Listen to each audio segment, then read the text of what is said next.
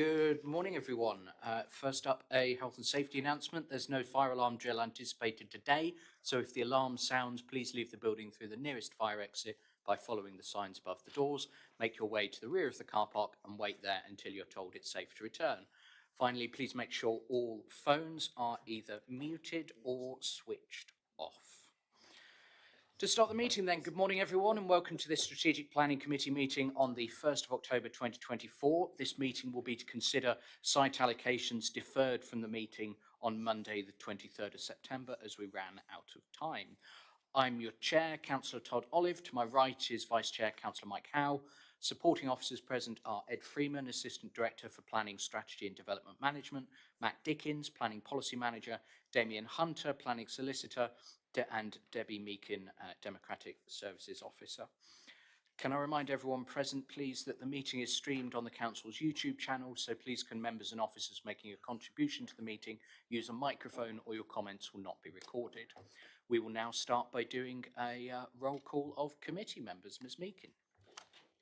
Thank you. Good morning, committee. And when I call out your name, if you could just tell me that you're present, and also to keep you on camera a bit longer, if you have any declarations on those items that we're revisiting today.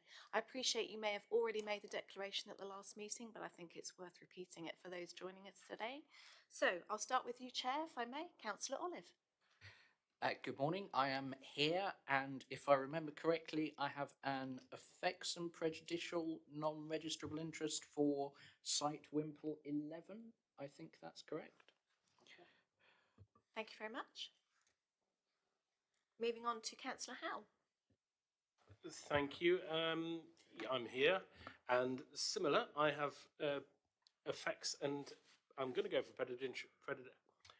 exactly the same as the chair on Southton 09, but also I am the ward member and own the village store, so a non-prejudicial on 03 and the others in my ward. Thank you. Thank you very much. Let's move on to Councillor Jess Bailey. Good morning, Jess. Good morning. I'm present and I don't believe I've got any interest to declare. Thank you very much. Moving on to Councillor Brian Bailey. Good morning. Present and no declarations at all. Thank you. Let's move on to Colin Brown. Good morning, Colin. Is that working? You'll need to turn off the other microphone. Okay. Yes, present and no declarations. Thank you very much, Colin. Moving on to Councillor Ollie Davey. Good morning. Good morning. Present, no declarations. Thank you. And to Councillor Jeff Young. I'm present, and to my knowledge, I haven't got any declarations. Thank you very much, Jeff. On to Yehudi Levine. Good morning. Good morning. Present, no declarations. Thank you. And last but by no means least, Councillor Helen Parr. Good morning. Hello, here and nothing to declare. Thank you very much, Chair. Back to you. Okay, thank you very much, Ms Meakin. Agenda item 2, I have apologies from Councillors Blakey, Davey, Fernley and Hayward. Do we have any others? David. Councillor Davey is here. I stand corrected. A slight adjustment on the apologies, but yes. Of course, you might be sorry you're here anyway. Do we have any other apologies, Debbie? No, we don't, Chair. Thank you. Okay, thank you. In which case, then we come straight on to agenda item 3, which in this new agenda is the Poltimore employment sites. Just for clarity, members, because the agenda gets a little bit higgledy-piggledy, we are going through in the order of the covering report rather than the reports in the agenda, just in case that gets confusing at any point. And with that, then, I will come to Mr Dickens to kick us off. Thank you, Chair. You've managed to confuse me totally in terms of slides. Yeah. We're looking for Poltimore. Yeah, Poltimore. Are we? Is this your expected slide? Yes, that's where I was expecting to be. Excellent, thank you. Well, this land has been put forward for employment uses and specifically identified as a potential option for a new motorway service station. Thank you, Chair. Okay, thank you, Mr Dickens. I have Is it worth us taking both of these sites together, officers, as they're both for a service station? Yeah, okay, in which case we'll go straight to our public speakers for these ones. And we have first Ms. Hurren, welcome back.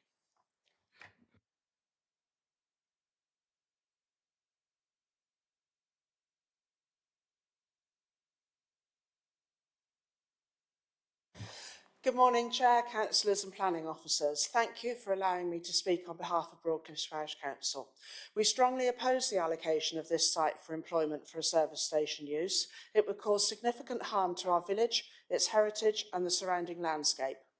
Firstly, the development would severely impact the heritage setting of both Broadcliff and the Killerton Estate, a Grade 2 star listed park and one of our region's most valued cultural assets.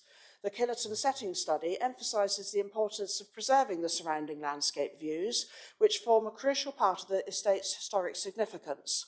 The proposed development would disrupt these views and diminish the rural character that connects Killerton's designed landscapes with the wider countryside, undermining the estate's visual and historical integrity.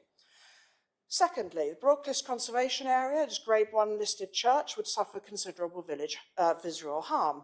Broadcliff is known for its historical assets, and introducing large-scale industrial infrastructure would erode the character and setting of the village and its listed buildings. The allocation is not aligned with local and national planning policies that are designed to protect these unique assets.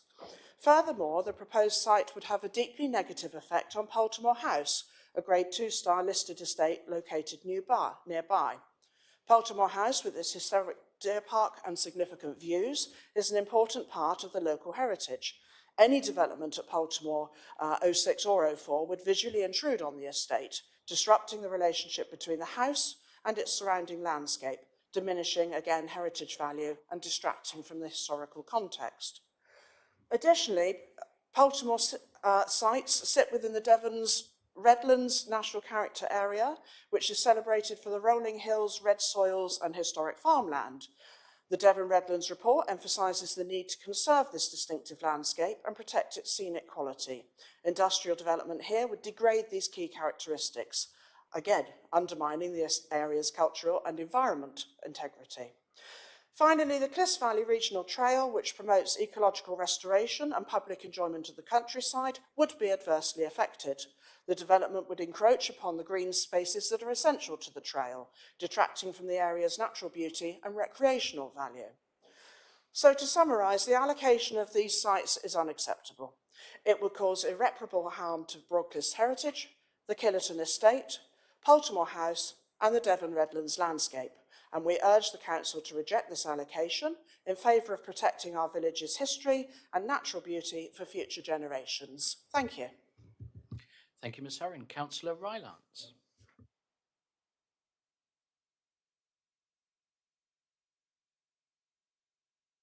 Good morning, Chair. Thank you, councillors.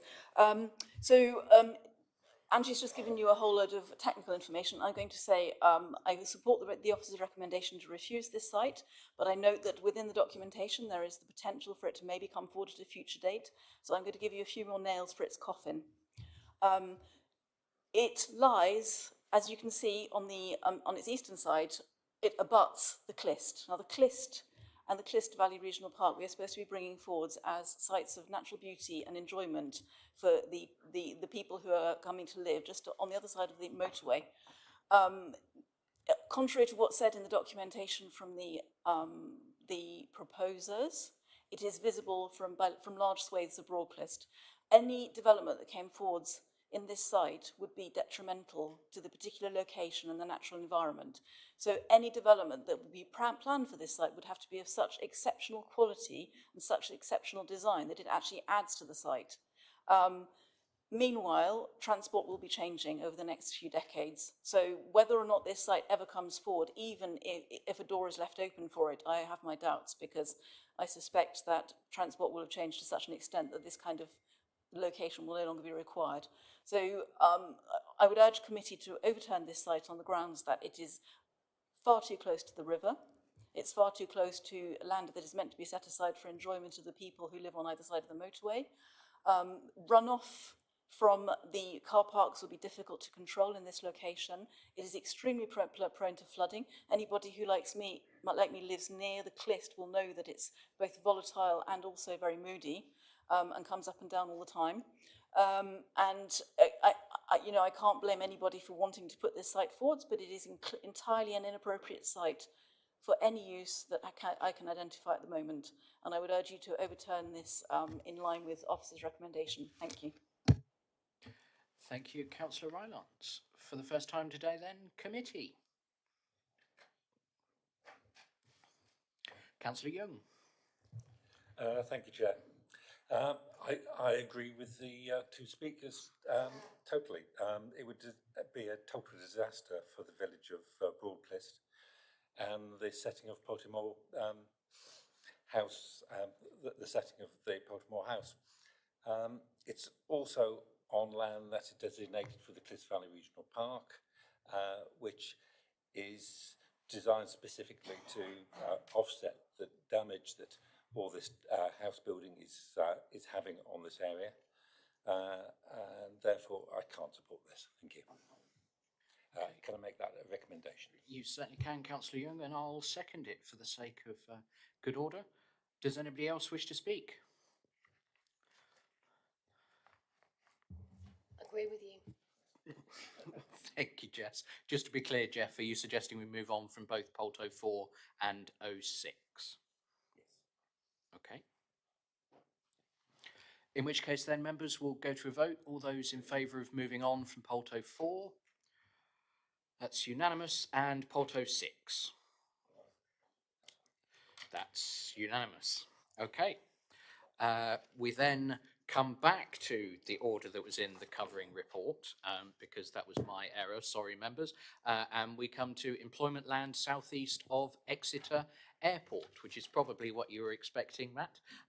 And we have then site reference Farringdon 01. Councillor Rylance.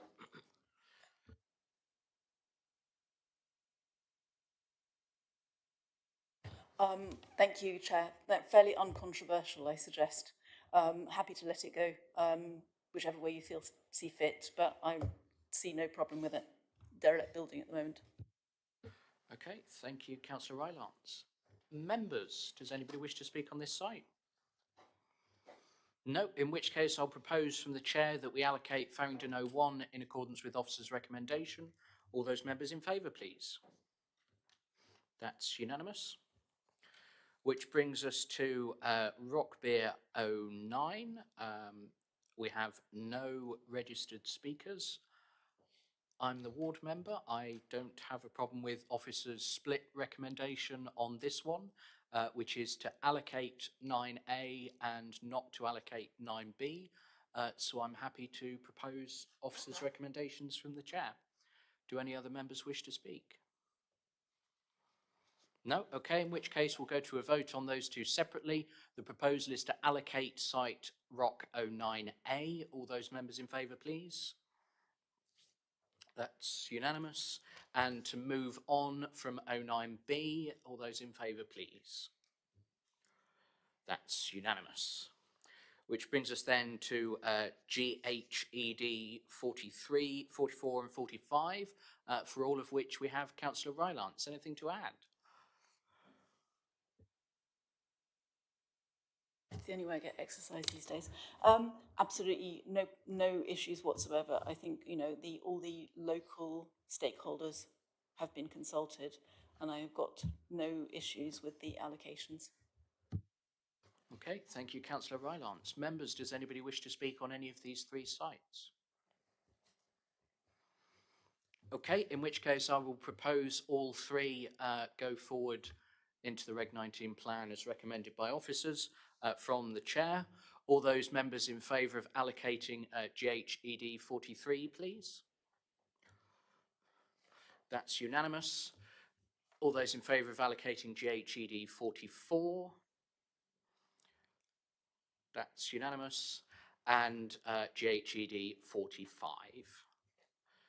That's unanimous. Okay, we are tearing through these, in which case then we come to agenda item, I think that's F, which is, I'm trying to find the right bit of paper, JHED 66.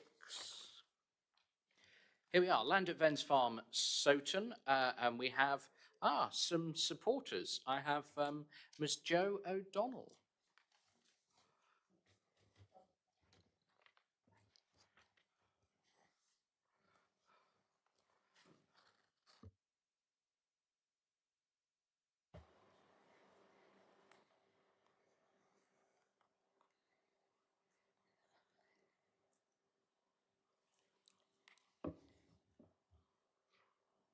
Good morning, my name is Joanna O'Donnell, representing residents of Soutton Village, EX52. A village as small as Soutton is easily overlooked and difficult to get our voice heard, so thank you for today. NIMBYs we are not. Oops-a-daisy. It was useful to have attended last week's meeting, and as a result I've adapted this content. It must be a challenge for all of you to remain attentive when so many planning site objection issues are repetitive. Were the dot next to M5 junction 29 almost Exeter? Placed within 5 miles of us are the sizable newer developments of the Science Park, Tithebourne Housing, Airport Park and Cranbrook New Town.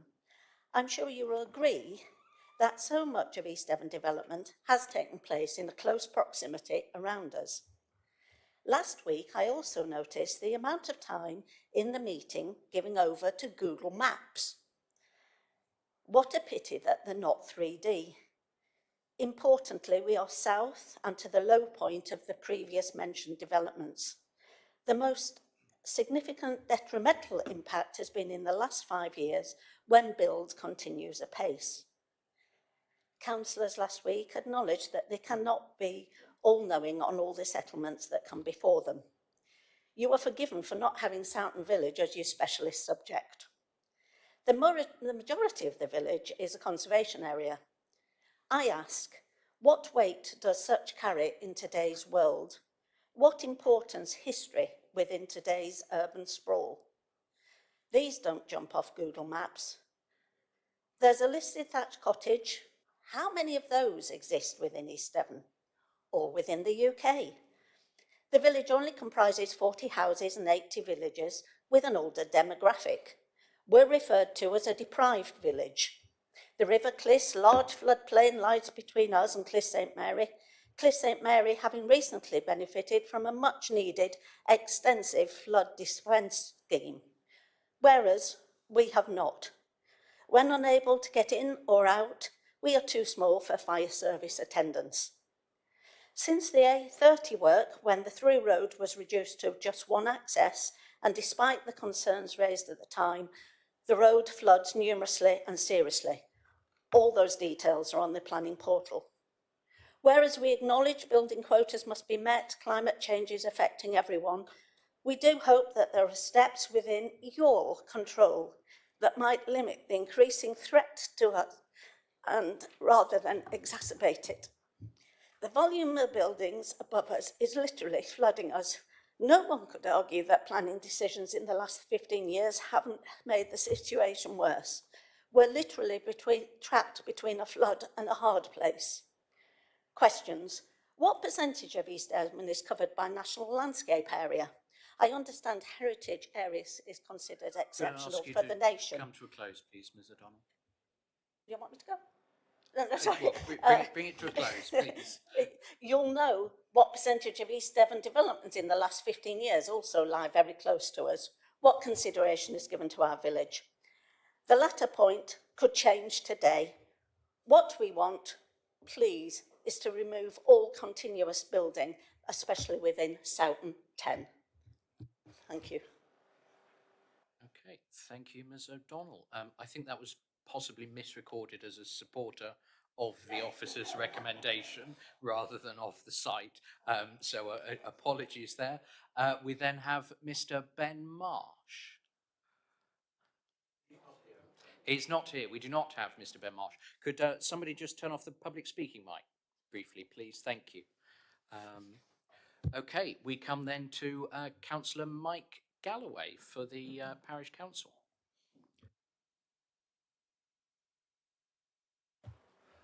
Good morning, everyone. Thank you for letting me speak. I agree with the report's conclusion that the site should not be allocated for development. And furthermore, the following matters could be added to the report as reference or as appendices. With respect to the infrastructure, Sowton Lane is the only access into and out of Sowton Village. The road is only 5.6 metres wide, and heavy lorries, you may be aware, require 3.05 metres to pass safely. Thus, Sowton Lane is unsuitable for heavy vehicle traffic and would increase the risk to other road users. We have had in the past articulated lorries enter the village and find great difficulty turning round or getting out. The existing transport links to Sowton and this site are mainly reliant on the car. The bus service on the Honiton Road necessitates a walk. The footpath is on the opposite side to the site. Any development of this site would need to reassess the risk to all road users and mitigation introduced, such as road widening, new pavement, and the destruction of existing hedgerow with the removal of habitat, especially when biodiversity measures are being encouraged. It is more than likely that any development in this area will increase airborne pollution and noise. The aim to reduce carbon emissions and to achieve net zero will be negated. The proposed Cliffs Valley cycle trail planned to come through Sowton will be severely affected by any development using Sowton Lane as a route of access. Possibly, the report says, an alternative means of access should be considered, a bridge over the A30 from the Science Park. The flood risk in the report has been severely underestimated. The site itself may be in flood zone 1, but the village of Sowton is far more vulnerable. At the height of heavy rain, some properties are cut off, and Sowton Lane is frequently flooded due to the runoff from the fields within the proposed development area. Any development will increase the runoff, and any attenuation scheme will still need to be discharged into an already inadequate land drainage system. The River Clist and Mill Leet have numerous restrictions due to fallen trees and reed growth. So far to my knowledge, the road has been flooded 17 times in the past 4 years. With the concentrated building development further upstream of the River Clist and the effects of climate change, we expect the situation might likely worsen and properties could be flooded. We must not forget the importance of the conservation area of Sowton Village, together with historical environmental records. This should preclude any development of this area at all. We agree that this site should not be allocated for development. Thank you. Thank you, Councillor Galloway. I then have Ms Claire, I'm going to get this wrong, Allers-Hankey for Greenslade Taylor Hunt. Thank you very much. I speak in support of land at Ben's Farm to be allocated as employment development. As the Economic Development Leads assessment commissioned by the Council identifies, the West End is identified as a strategically important and should provide the focus for high quality, highly skilled jobs. Allocating land at Ben's Farm would help deliver this objective. This site has been through a thorough and robust assessment by the promoters team of technical consultants following the allocation of this land for employment use in the draft local plan last year. The issues identified in the site selection report before you are known to us and are not insurmountable. With careful consideration that is given through the design process, it is clear this site is available, is in a suitable and sustainable location, and is achievable to be delivered within the plan period. Seldom will there be a site with no constraints. We are aware of the heritage sensitivity and proximity of Sowton Conservation Area, the impact of which can be managed through landscaping mitigation, exclusion of built form from parts of the eastern side of the site, and a lower density and profile of built form in the remaining eastern parts of the site. As identified in the site selection report, the site is strategically well located.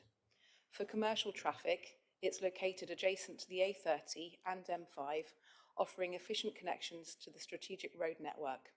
For commuting employees, The site is already served by a high-quality active travel infrastructure and high-frequency bus service every 10 minutes. Honiton Road is the main public transport and active travel corridor between Exeter and the growing community of Cranbrook, and offers a highly accessible new employment location that is likely unmatched elsewhere in East Devon. The promoter has undertaken detailed pre-app engagement with both Devon County Highways and National Highways. This has established the principles of the access strategy, identified potential site highways and sustainable transport improvements, and agreed the scope of the imminent transport assessment. National Highways have confirmed they are happy for their land to be used for access improvements, and neither Devon County nor National Highways have suggested that a new cycle bridge is necessary. Indeed, they are comfortable with the established access strategy with dedicated and enhanced pedestrian and cycle routes provided within the site to and across the A30 and Honiton Road. These ongoing positive discussions are not reflected in the site selection report before you. Counter to the heavily assumed conclusions reached in that report, the access strategy is not complex and does not impact upon the financial viability of the scheme. This more detailed understanding of the site means that creation of new employment land at Vens Farm can be delivered in a varied landscape with well-informed design and placemaking. Thank you very much. Thank you. We have no further members of the public registered to speak then. I'm guessing we might have somebody who wants to speak sat next to me. Councillor Howe. Thank you very much as ward member for this site. I'm over the moon to be recommending we move on from this site. Not just the fact that it's in a green wedge is part of the Cliffs Valley Cycle Trail, Cliffs Valley Park, and everything else. This is the start of all those things. But I need to come back to our meeting last week when we were looking at a site just to the north of the science park.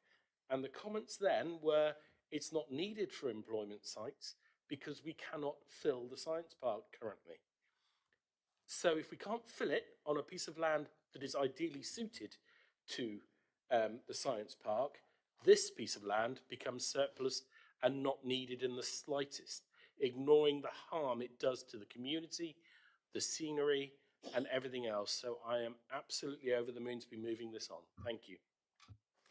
Okay, thank you, Councillor Howe. I'm not sure you and I share that recollection of last week's meeting, but hey ho, does anybody wish to second that proposal? Councillor Jess Bailey, do you wish to speak? No, I agree with everything that Councillor Howe has said. Okay, thank you very much.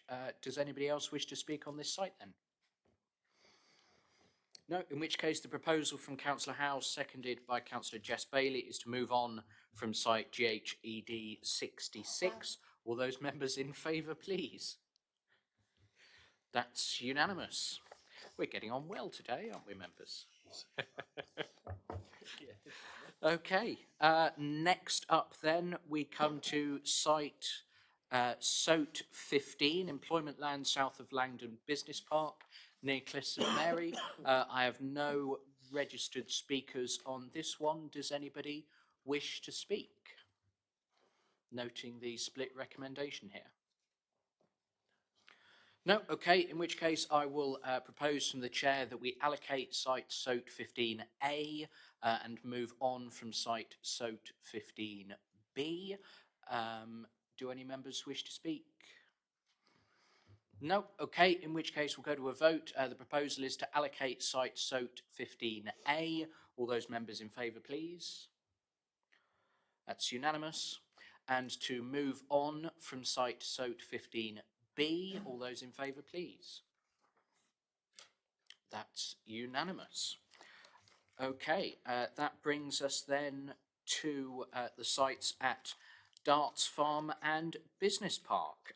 And first up then we have Cluj 23, and I have you deliberately given these difficult to pronounce names, Mr. Dickens? We come to Mr. Leston John from Bell Cornwall. Welcome back, Mr. John. Thanks, Chair, Committee. I represent the owners of Darts Farm. In this capacity, I'm speaking to request the allocation of land at and immediately around Darts Farm your plots CGLE 23A, 23B and 25 for employment purposes. So I'm speaking for all those three sites in that immediate vicinity. As you may be aware, Darts Farm is a highly successful multi-award winning operation, which includes 13 businesses with 400 people being employed on site. Darts Farm supports 500 suppliers, most of whom are located in Devon and across the West Country. With close to 1 million visits a year, it therefore makes a major contribution to the economy of the area. There are strong arguments in support of allocating these areas for employment uses. Firstly, the space within the existing complex is now extremely limited, and there are few opportunities for Darts Farm to diversify its business further. Land in question is well located, adjacent to the road, bus and cycle network, and forms part of the wider complex of existing commercial buildings, which variously include not only Darts Farm itself, but also Dart Business Park and Oddham's Wharf. Your officer's analysis for this area recognised the site's credentials and note that the sites, notably the land to the rear, CLGE 25, performs well as a potential employment site. The sole reason for not allocating the land is a perceived lack of need. I confirm that there is a need. The sole reason for not allocating the land, as I say, is a lack of need, which there is. Given the lack of space and the success of the business, Darts Farm are keen to expand and diversify their business in a manner which complements their existing operation, and the allocation of additional land will allow them to achieve this. It is recognised that a small area to the rear of the existing building, CLG 23A, is proposed for allocation, but this is a very small area and, whilst welcome, is wholly inadequate to meet the needs of any meaningful expansion.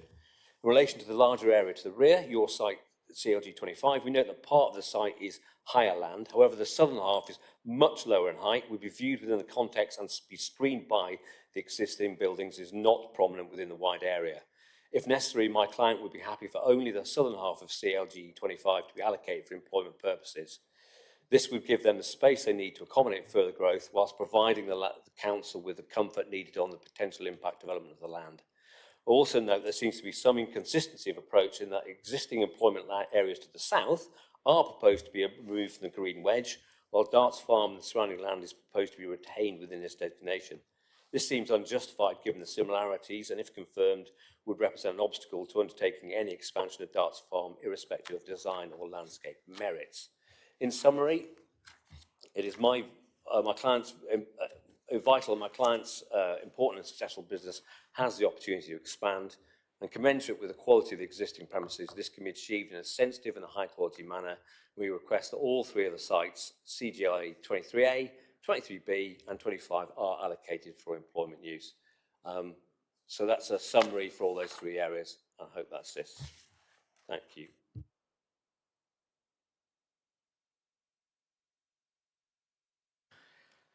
Thank you, Mr. John. We then have Councillor John Manser from Clyst George Parish Council.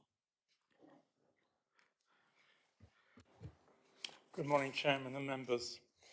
The Parish Council agree with the assessment of officers, noting that employment land is not needed in our parish, which is mainly consisting of retirees. For Clyst George 25, the access may well be problematic. To have access to an area of that size through the existing Darts Farm would be detrimental to pedestrians, and as you may well be aware, at holiday times, particularly Christmas, Easter and indeed the summer holidays, that car park is extremely busy. So the alternative is to use off the roundabout you see in the north of the map, which the Devon County Highways, of course, the 376, already severely congested, and that roundabout is regularly has long queues to it. For 23A, we agreed that that's fine. And for CLG 40, Clyst George 40, we wish to add that it is has an impact on the landscape of Clist St George parish there.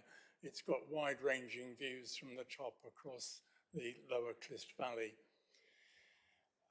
As for Clist St George 40, which is still on around this one, and the gentleman here was talking about, is the access is dire and is also grade 1 agricultural land.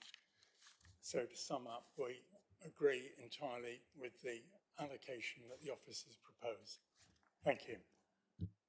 Okay, thank you, Councillor Manser.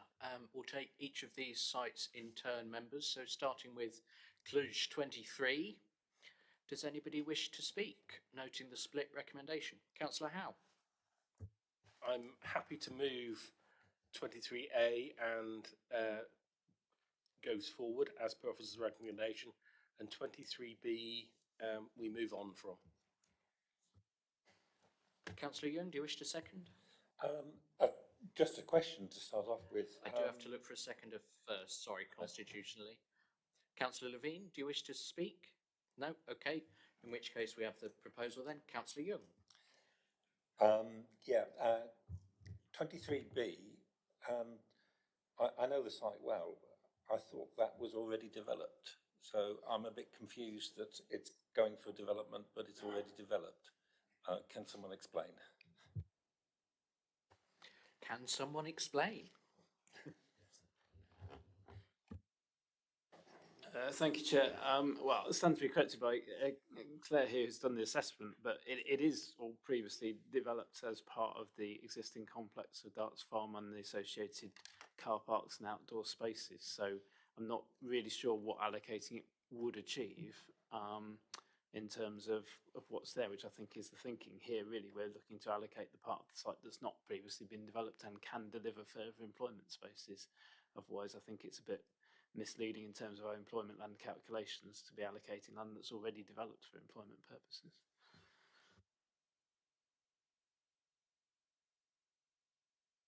Satisfied, Councillor Young? I'm still confused, now, are we saying that the developer wants to develop something else that is there, or do they want to develop that more? But as it's already developed, I can't see how we can be refusing it, because it's already there. I think Mr. Freeman's point is that we don't need to allocate it if the owners want to redevelop it, because it's already got employment use on it. Yes, and I think I'm right in saying that policies in the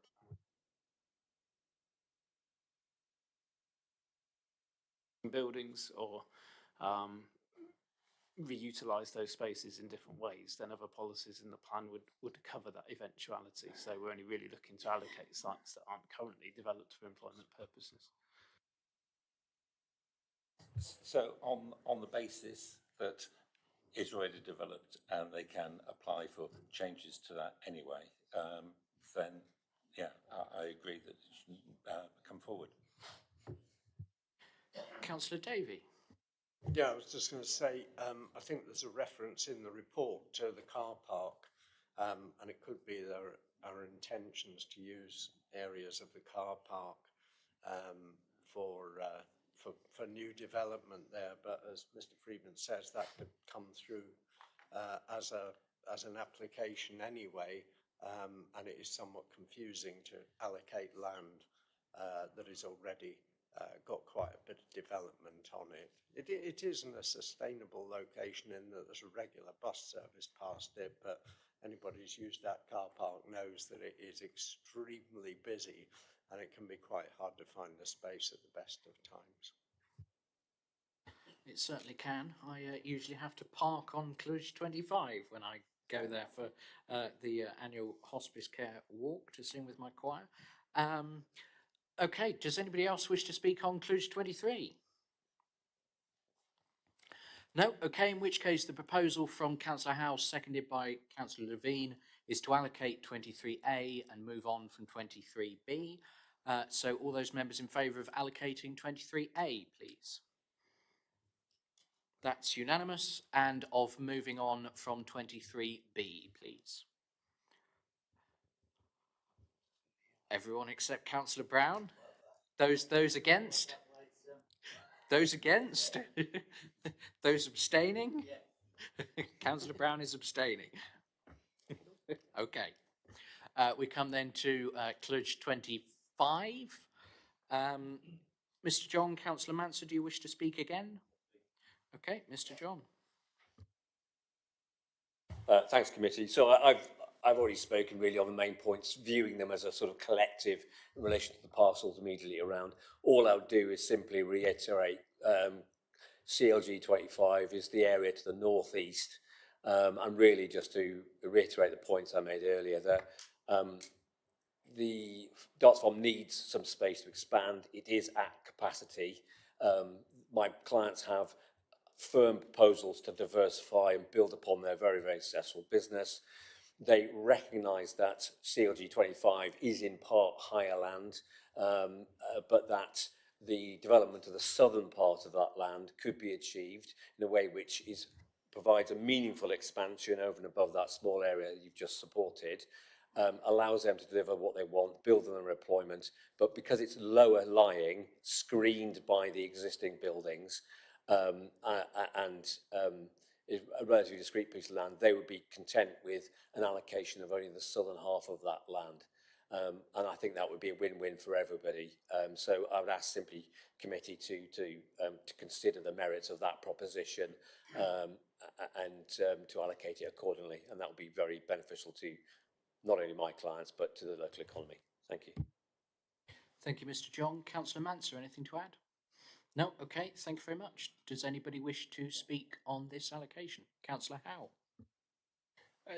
Heeding what has just been said by the applicant, the owner, I'm happy for this to move on from, but I would like officers just to verify the idea of splitting this if there is a piece of parcel of land that could be developed without the impact of the larger site.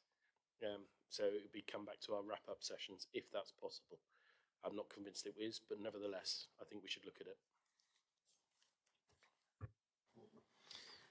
Yes, through Chair, I'm perfectly happy to take that away and have a look at that. I don't think there are any natural boundaries within CLG 25 upon which to base that, but if members feel that it might be appropriate to allocate more employment land to allow expansion of the Darts Farm complex, then happy to look at perhaps a small area of that site on the southern part where it would be least sensitive in the landscape and perhaps a more proportionate scale of growth than the whole of CLG 25, which I think was largely the concern that it's more than doubling the size of the complex in one go, which I think is why we felt 23A was probably proportionate in itself. But if there are wider ambitions plans, then we could look at how releasing more land might help to facilitate that. Okay, thank you, Mr. Freeman. So we have a proposal to move on but bring back from Councillor Howe. Councillor Davey, are you seconding?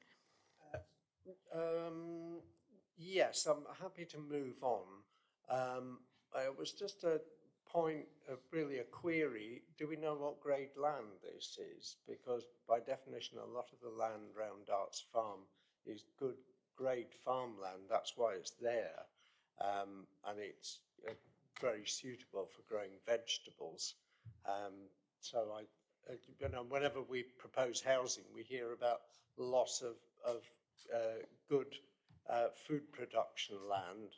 Somehow that seems to have disappeared from the equation here. So I'm just wondering if we know what grade the land is there. It could be that it's a less productive part of the farm. I'm getting a nod from Councillor Howe that it's not. So I think that might form part of an additional assessment, is get a good idea of the grading there.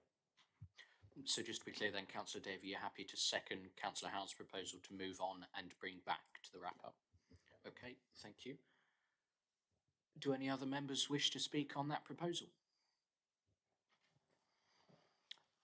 No? Okay, in which case then the proposal is to move on from Cluj 25, but to bring back to the wrap-up session with a reassessment from officers. All those members in favour, please. That's unanimous. Okay, that brings us to Cluj 39 then, slightly separated from the wider complex. And I have Councillor Manser. Anything to add?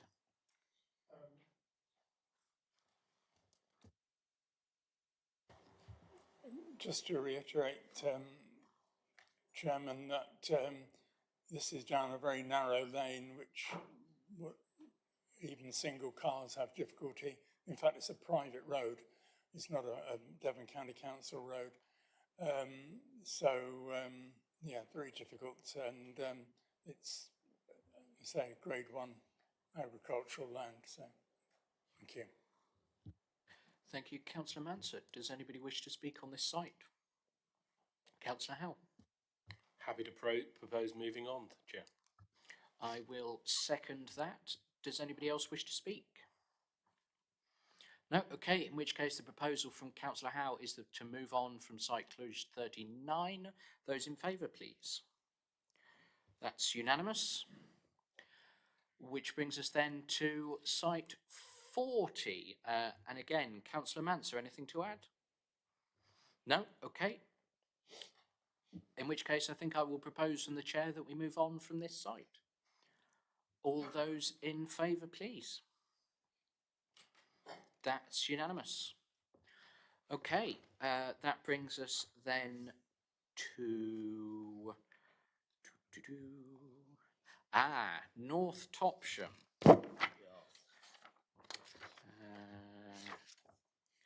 I have completely lost where we are. Here we are. And I have a name we have not seen before in these meetings, Mr. Stuart Hewlett, regarding the North Topsham site. Thank you. Pleasure to be here. Good morning, members and officers. My name's Stuart Howlett. I work for PCL Planning. I represent the majority landowners for the proposed allocation of the site, referred to as development next to the M5 and north of Topsham. We're obviously pleased to see the site continues to be recommended for allocation by officers. The site forms a logical urban extension, and in terms of sustainability, an urban extension to Exeter is one of the most sustainable options for the plan. The site is unconstrained in terms of designations, relatively flat. There are no notable landscape features, with existing boundary hedgerows and trees creating a high level of visual containment. The previous draft plan consultation also identified a lower level of objection to the site than many of the other proposals, including the proposed new town. The opportunity therefore exists to create a high quality, landscape-led mixed-use development offering a number of benefits. The delivery of new housing, including affordable homes in close proximity to key services and employment areas in Exeter and Topsham. Its location provides an excellent opportunity to encourage and deliver options for sustainable travel, including walking, cycling and use of public transport, therefore assisting the council in meeting its climate change and carbon reduction objectives. It will also deliver new employment space and a local centre, providing jobs and facilities and supporting self-containment. Therefore, it's clear that this site can make a significant contribution towards the district's housing delivery over the emerging plan period and in meeting other identified needs. We are, though, mindful of the contradiction between the proposed allocation and the retention of the green wedge designation. We believe this to be unnecessary, given the immediate context of development associated with the growth of Exeter, including strategic allocations to the west of the M5 and committed residential development to the south. We hope that this conflict will be addressed with the site now being proposed to be identified within the Regulation 19 draft plan. We're also very cognizant of the Council's wish to see a comprehensive approach towards development here, and I confirm that our clients are currently undertaking further visioning and master planning work. An indicative framework master plan has already been shared with officers as we continue to work with the Council to support the emerging local plan process and the cohesive delivery of facilities and infrastructure. We also fully support the additional land parcels now being proposed to be included within the allocation, sites CLG 20 and 24A, which will further complement the strategic nature of the development. Thank you for your time, and we hope that members can support this opportunity to deliver a sustainable mixed-use urban extension and its benefits. Thank you, Mr. Hewlett. Councillor Manser.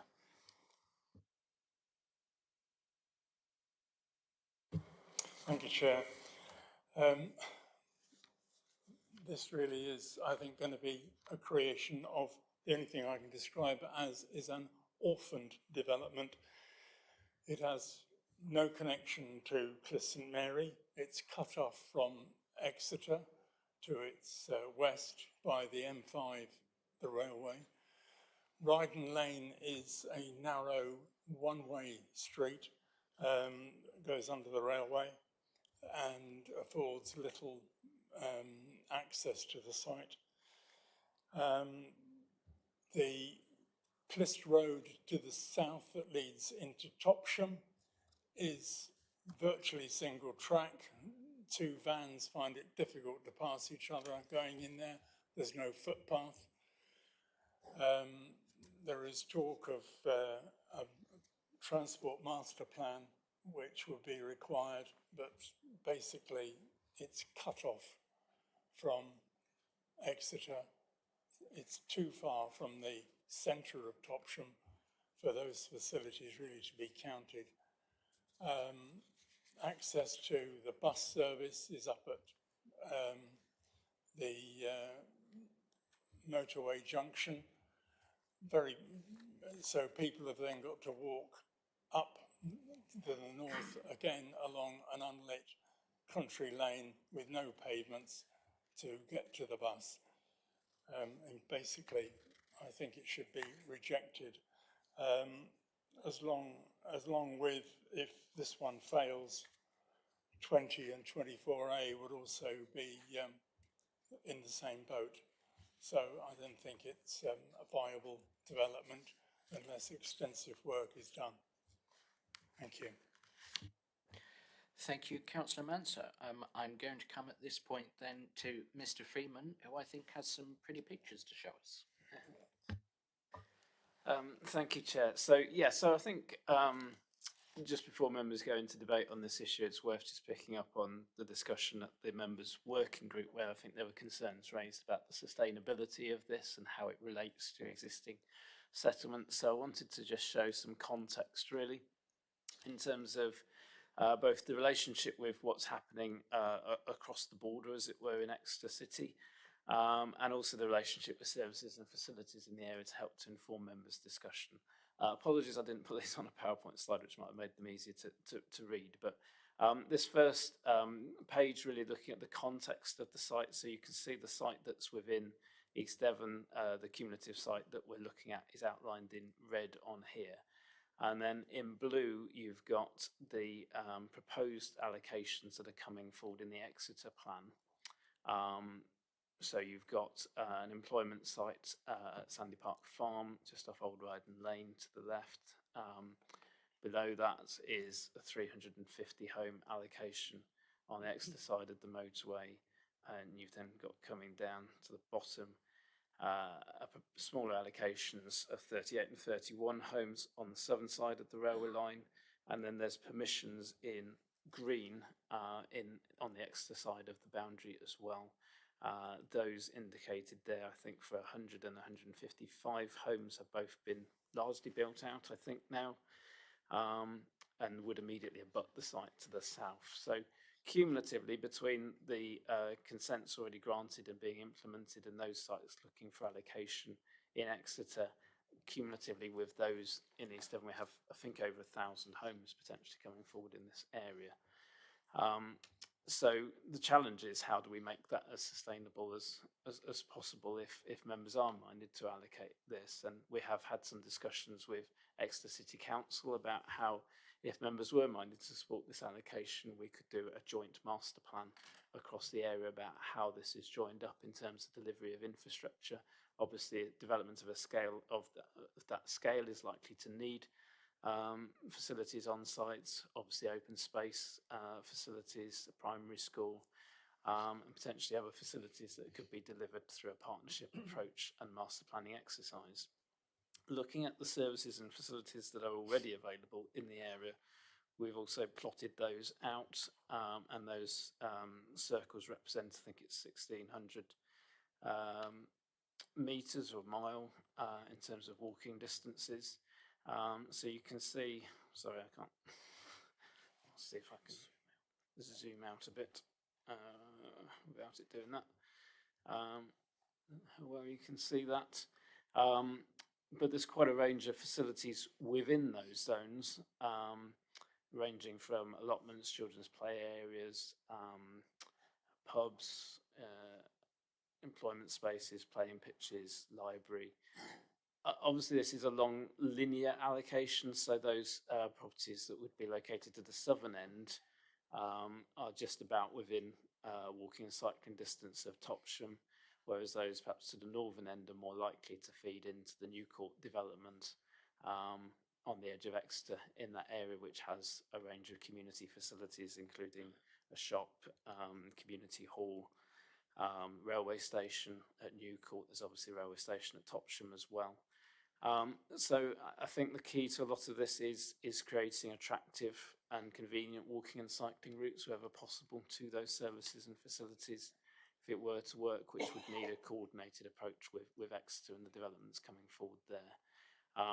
So hopefully that sort of gives you some context in terms of the thinking here. I appreciate when looked at in isolation, it perhaps looks a bit isolated, and there are obviously barriers in terms of the motorway and the railway line to overcome in terms of good walking and cycling routes, which are challenges we would need to address through the master plan approach. But I think given the potential cumulative scale of development here between the land within our administrative area and the sites within Exeter, there are potential opportunities to deliver something that could be made at least reasonably sustainable, I think, in terms of services and facilities that could be delivered on the site and walking and cycling routes to the surrounding area. So hopefully that's some useful context, yeah. Thank you, Mr. Freeman. A few questions from me, just to clarify this one before I come, I suspect, to Councillor Howe, whose ward this is. In terms of funding for infrastructure, the sites that already have permission, I think I'd be right in saying are not going to provide anything by way of SIL 106 for any infrastructure that needs to come forward here? Well, Exeter collects SIL, so they will have paid SIL to Exeter, so there's potential. Equally, you know, SIL doesn't have to be spent on the other sites that the money is collected from, so there may be potential to fund jointly infrastructure for this area between ourselves and Exeter through SIL. Okay, but potential. There's no, we can't retrospectively slap a 106 on the existing permissions, can we? No, you can't retrospectively make a 106 request to developments already granted, but obviously there's a significant scale of development on both sides of the boundary that hasn't been consented yet that could secure infrastructure through 106 agreements in terms of on-site delivery and would collect significant SIL contributions to be brought into the mix as well, alongside what's potentially already been collected. So if my maths is correct, we're looking at about roughly 1,100 homes between the allocations that officers are recommending for us and the existing Exeter plan allocations.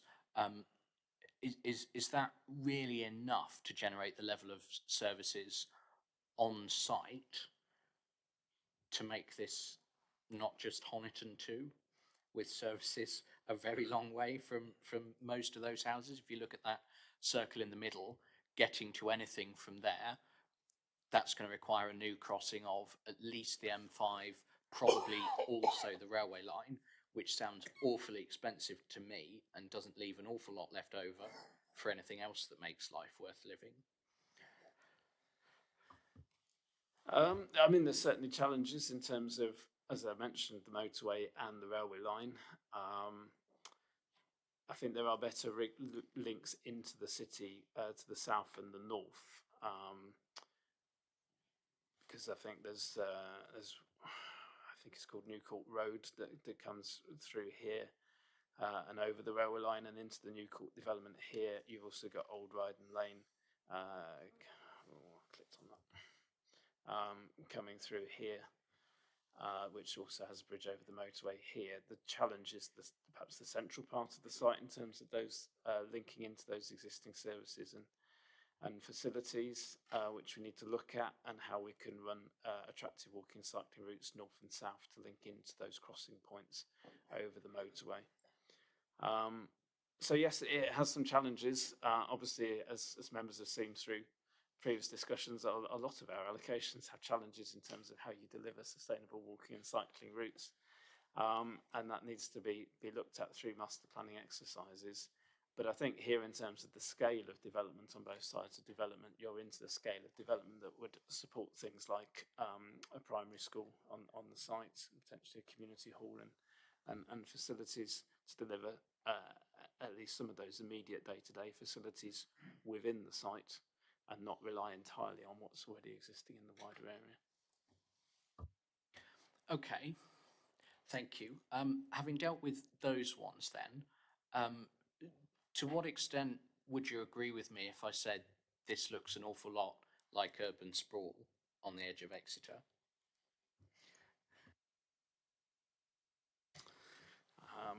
One man's urban sprawl is another man's urban extension. I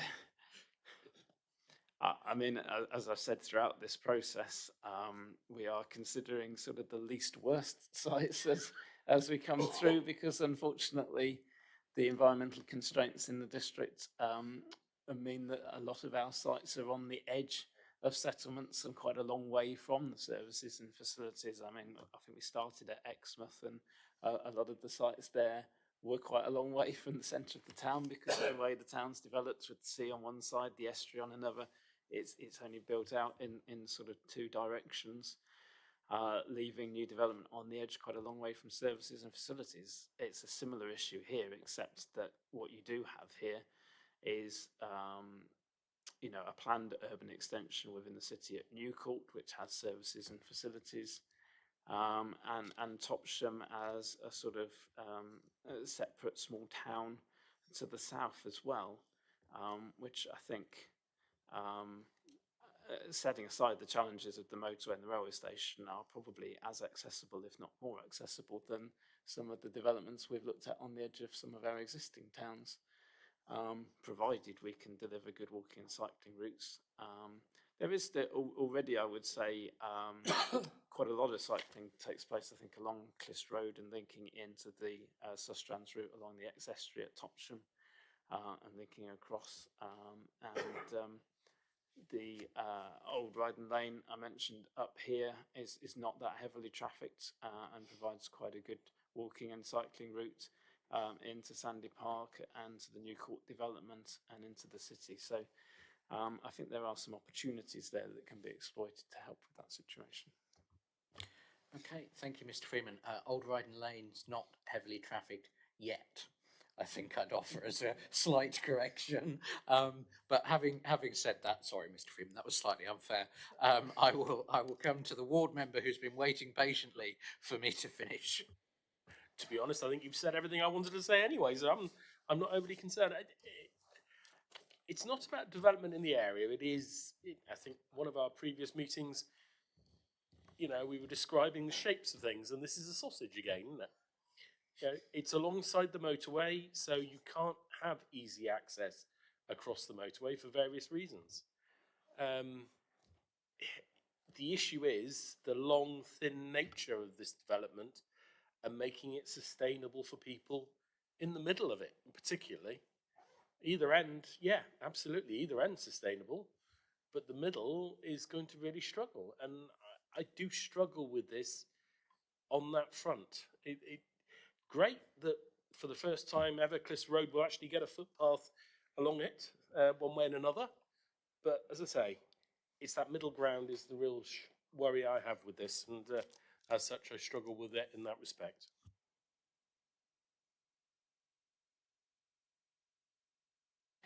Thank you, Councillor Howe. I have Councillor Young, then Councillor Brian Bailey. Thank you, Chair. Well, if it wasn't for the M5, this would be a no-brainer, but the M5 is there. It's very handy if you're a rugby supporter, certainly. It's in walking distance. It's more of an extension of Exeter than it is an extension of East Devon. When we're talking about Ryden Lane, I use it regularly to get into Exeter from where I live. And it is one way. There is a narrow, low bridge that I don't think much more than a van can get underneath it, and definitely not a double-decker bus. So there has to be a lot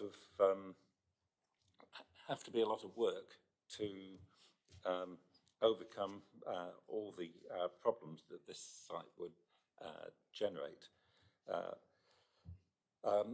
Would make some sense to open up access to the Cliffs Valley floodplain there to make it more of a country park. So that would make some create a benefit. But without some very thoughtful master planning to overcome the problems, reluctantly, I would support it on the justification of master planning with the work that Extra are doing. So I would support it in that way, but I'm not going to make a proposal yet. You saw me coming there, didn't you, Councillor Young? Councillor Brian Bailey. Thank you. Thank you, Chair. Oh, success. I was always led to believe that we're supposed to look at things objectively as they are, not as we would wish them to be in the future. And from where I'm sitting, there's a lot of wishful thinking in this application, and the explanation given is why we possibly should support it. The 300 houses in the green piece at the bottom are more than sufficient for that little lane, and they're relatively close to Topsham. But if you go past there, if you want to walk to school, you're taking your life in your hands. It's a narrow road, no footpath, no lights. Anywhere else that would be deemed to be unsustainable. Here, apparently not, because we can fix it. Well, we're not in a position of fixing things. We're in a position of looking as it is and giving an opinion. Well, the opinion is, my opinion is that it's not sustainable. And with all this expensive roadworks needed to be done to make it safe, for want of a better expression, I can hear in the distance, if you listen carefully, the developer crying, viability, viability. And you know, we know what's coming. So I honestly can't support this, Chair. Thank you very much. Thank you, Councillor Bailey. I have then Councillor Davey, who is here. Yes, just my avatar, actually. I've been taking a few tips. I have a lot of problems with this site. Old Dryden Lane really isn't suitable for heavy traffic, and in fact, the only time I've used Old Dryden Lane is to cross it with a bike, because a cycle route goes straight across it.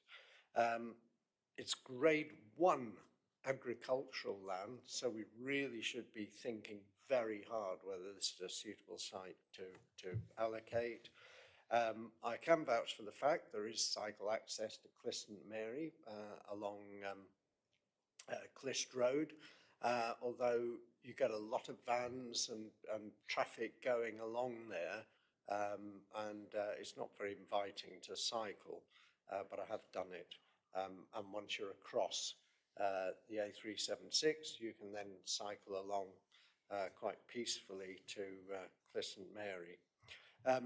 And like Councillor Bailey, I've got concerns that the various constraints of developing this site and the costs could mean that we don't get the infrastructure, the schools that are needed, or affordable housing. It's right next to the M5, so you're going to need extensive screening, which may cut down the amount of housing you can actually develop on this long, thin site. And actually getting access underneath the M5, I think it's going to be extremely difficult.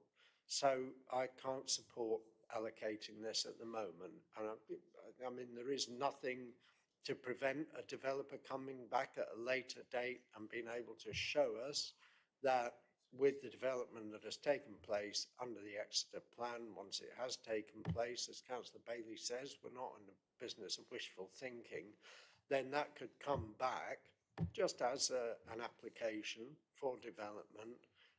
But I think we run serious risks if we allocate it under our local plan, it's developed out, and then some of the planned development in Exeter doesn't come forward. We don't manage to get the master plan that we want, and we just end up with piecemeal development that means, as was quoted earlier, this is an orphan development, so I can't support it.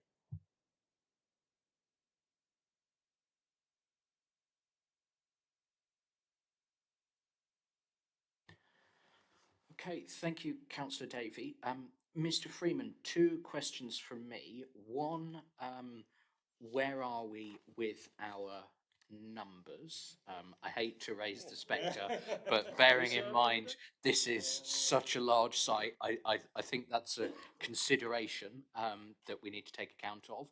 And two, where is Exeter with their potential allocations here? And is there a possibility, picking up on Councillor Davies' point, that both of our policies could say all of these sites have to come together in one master plan or nothing to avoid that piecemeal approach?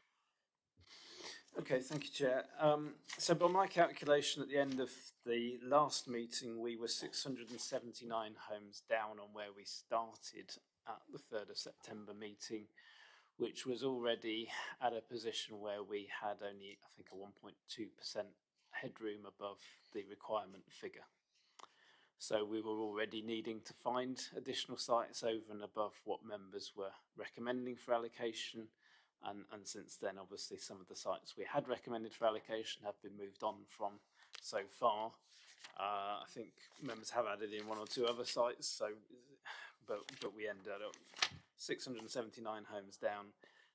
These sites in total equate to, I think, just over 600 homes as well. So it would substantially increase the deficit if members were not minded to allocate this. So worth bearing that in mind. Also, if members are uncomfortable with elements of it, I'd ask, are there parts of it that members might be more comfortable in allocating? If the concern was the central part, would members be more comfortable in allocating just the southern part, for example, which is more closely related to Topsham and the sites granted permission there by Exeter? In terms of a master plan, we have had a conversation with Exeter City Council about master plan requirements. So that, I think I said earlier, they're happy to include within policies on both sides requirements for a master plan. Exeter's plan is at a similar position to where we are in terms of its production. They are trying to get to a Regulation 19 plan within 1 month of publication of the new NPPF under the transitional arrangements as we are. So there is some symmetry there in terms of timing of plan that means we can coordinate the wording of policies potentially. And I would suggest, picking up on Councillor Davies' point, that a joint master plan for that whole area should be an absolute requirement, and development should only come forward in accordance with that master plan so that we can coordinate the delivery of services and infrastructure and ensure that between the different parcels the required infrastructure is delivered in the most sustainable way possible. Thank you, Mr. Freeman. I really don't like this. I don't think we have much of a choice. Councillor Jess Bailey. I was actually going to say those words. I really don't like it, but I'm seriously worried about our numbers now. So, you know, if we don't allocate this site, then that's 1,000 plus houses, isn't it, that we're down? 1,100 or more.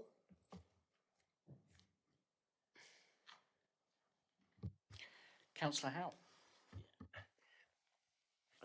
I'm still struggling, ignoring that it's my ward, so I know it really well. We've talked about cycling, we've talked about pedestrians. All well and good.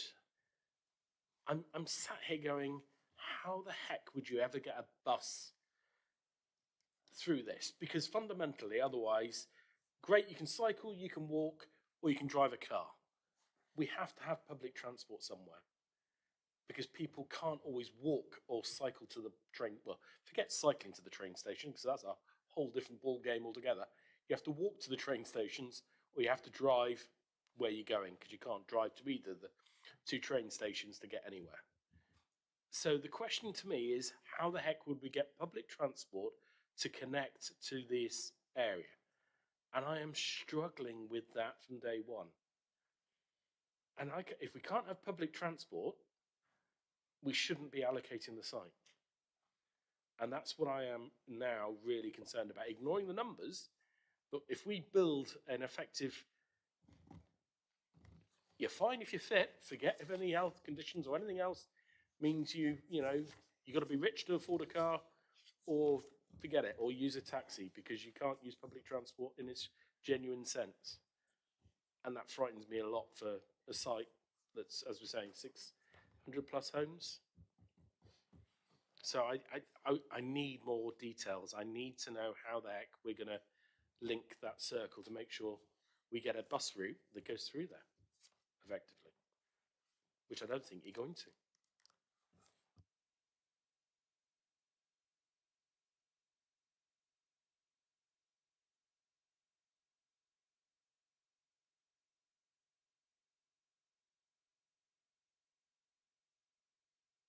I'm hesitating because I really don't know what to say about this particular site. Mr. Freeman, is there any time between now and the Regulation 19 draft plan that if members were to allocate realistically this site as well as 20 and 24A on the kind of eastern, southern side, is there any time for us to get any comfort in terms of a master plan, some viability, just at a very high level on what infrastructure could actually be achieved here? Because ultimately, I think that's the concern that I'm hearing from members. It's, is there going to be a school? Is there going to be a decent road link? Is there going to be a public transport? I think there was a question there. Reading between the lines, yeah. I think, there's not time to do a master plan in that time. A master plan of any that's worth the paper it's written on would take months of work and engagement with stakeholders and the community, infrastructure providers, etc. So I don't think that's achievable in the time available. What we might be able to do, I think, is probably have further conversations with Devon County Council in terms of infrastructure such as schools and transport infrastructure that they think would be viable in that location. My understanding is a development of that scale would be sufficient to support a primary school based on experience, and I would have thought on that scale that it would be attractive for a bus route of some description to come along Clyst Road and pick up development in this area. But how frequent that service would be, I couldn't say. But we could certainly have a further conversation with Devon County Council and see if that could give any reassurance on what they think a development of this scale would support. Okay, thank you, Mr. Freeman. I think we're getting to a bit of an impasse here, so I'm going to make a proposal and we'll see what happens. Because I don't see another way out of this particular quagmire that we find us in. So I am going to propose that we allocate the North Topsham site reference Cluj 20 and 24A as one allocation.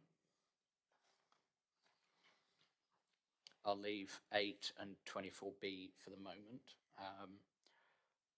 and I'll propose that from the chair. So, sorry, Colin, I didn't mean to. So we'll go to a vote unless Councillor Young wanted to speak before then. No, okay. In which case we'll go to a vote then. The proposal is to allocate perhaps with some of that comfort that Mr. Freeman mentioned coming back to us at a later date. Yeah, Mac, sorry, could we just go back to the... Members can't see. There you go. So there's the site references. 20 is that one kind of halfway down in the middle, 24A on the bottom right there. So we'll go to a vote then. The proposal is to allocate the site at North Topsham and site references 20 and 24A. All those members in favour, please.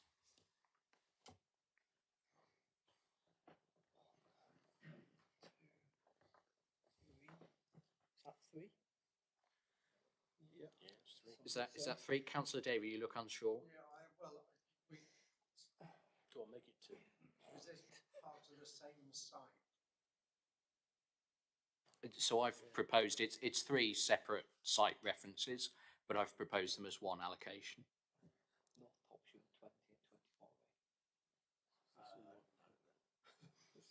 Okay, so that's 2 votes in favour. Those against?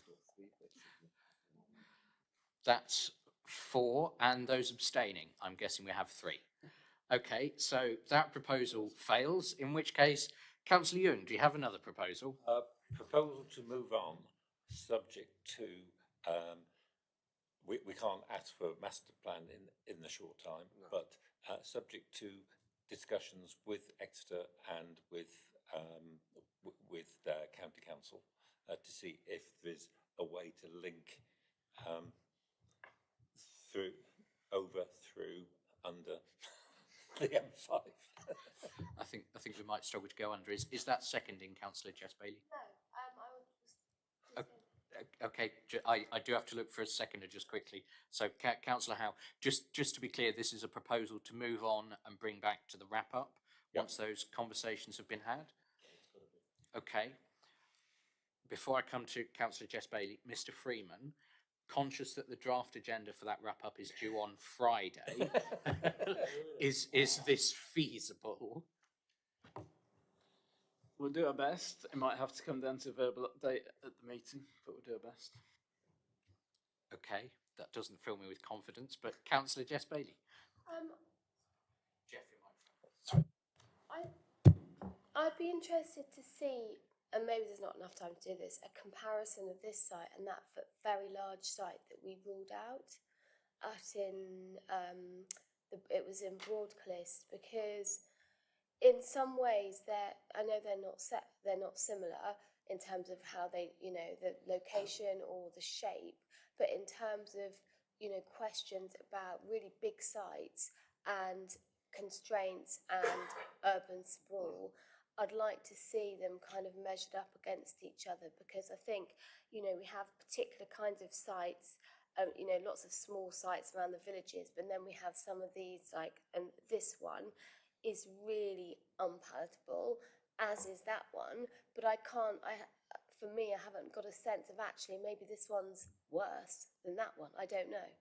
So I know we're looking at the least bad, and I don't know whether we can lump these type of sites together so we can actually measure or compare, because they've been kind of jumbled up in all those other reports. It would be quite helpful to me because inevitably we're going to have to find more sites, aren't we? And we're not going to have to find sites for 10 houses or 20 houses at the end of this process. We're going to be really seriously down, and we're going to have to find some big sites. Thank you. Yes, just to remind Councillor Bailey, the other site in Broadcliffe wasn't recommended for allocation by officers because they can't achieve an access. So I don't think there's much point looking at that again unless that were to change. But they were relying on access over National Highways land and National Highways advisors. They're not going to give access. So that one's basically dead in the water, I think. Fair point, then. Okay, we have a proposal from Councillor Young to bring, is that all 3 of these sites, Jeff? North Topsham, 20 and 24A, back to the wrap-up? Yeah. Okay, and you're happy with that, Councillor Howe? Yeah. Okay. In which case then we will go to a vote on that one, members. All those in favour of bringing those 3 sites back to the wrap-up session? That's unanimous. Okay, and I will move from the chair then that we move on from sites 08 and 24B. I completely agree with officer's recommendation set out there. Do any members wish to speak on either of those? No? Okay, in which case the proposal is to move on from site Cluj 08. Those in favour, please. That's unanimous. And 24B. Those in favour, please. That's unanimous. Okay, that brings us to the end of the sites at Topsham then. We're going to take a 10-minute break until... Oh, no, sorry, I sit corrected. We do have one more site here to look at. Thank you, Councillor Howe. Site 07. Councillor Manser, did you have anything to add on this one? It's the little one right at the top that you can barely see. No, Chairman. I think this is already kind of partially in use and by a single firm, so it's doesn't come onto. We're not worried about that one at all. Okay, thank you, Councillor Manser. Councillor Howe, did you have any thoughts about this one? Yeah, I actually disagree with the landscape officer and the officer of assessment and wish to move on from this, and I'll put that in context. A little while ago, we had an application on this, right in front of this, for a sign on the highway. Officers recommended approval, thinking there was little harm, it was on the motorway junction and everything else. Went to appeal, and we won the appeal, getting it turned down. And the reason being is this area is viewed as the entrance to East Devon. It is semi-rural. And yes, there's a caravan park there, but it's dispersed by trees and greenery. The site proposed is the rising bits behind the caravan park. You can see it clearly as you come off the motorway, driving towards Plymouth, and as you turn down the 305-2, 376 at that point. You know, it is rising land, clearly in view, and is the worst possible landscape impact for a piece of land that is just green, if you get my meaning. But it shows the intent. We are the countryside.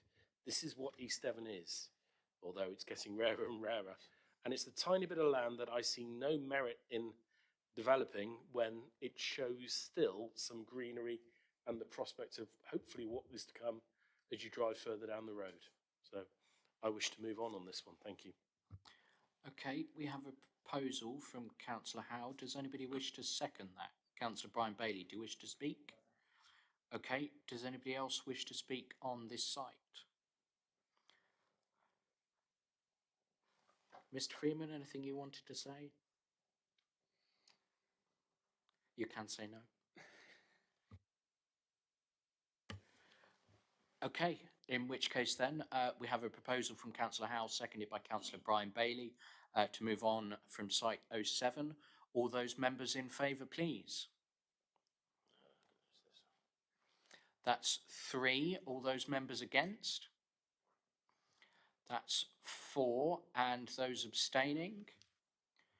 That's 2. So that proposal fails. Do we have an alternative proposal, members? Councillor Davey. Yes, I will propose allocating. I know Councillor Howe's misgivings about it, but I note in the report it doesn't say there's any notable landscape impacts, and although the ground does rise, the caravan site is very, very little visible from the motorway. It's a camper van retailer, really, and I think there is potential for further development there. And of course, were this mixed-use site to the left of it, south of it, to come forward, then it could lead to a need for extra employment land there as well. So I don't have too many problems with this, given that it's existing employment land and they're only looking to expand it. And there could be other potential businesses that could wish to use that space. Okay, we have a proposal to allocate from Councillor Davey.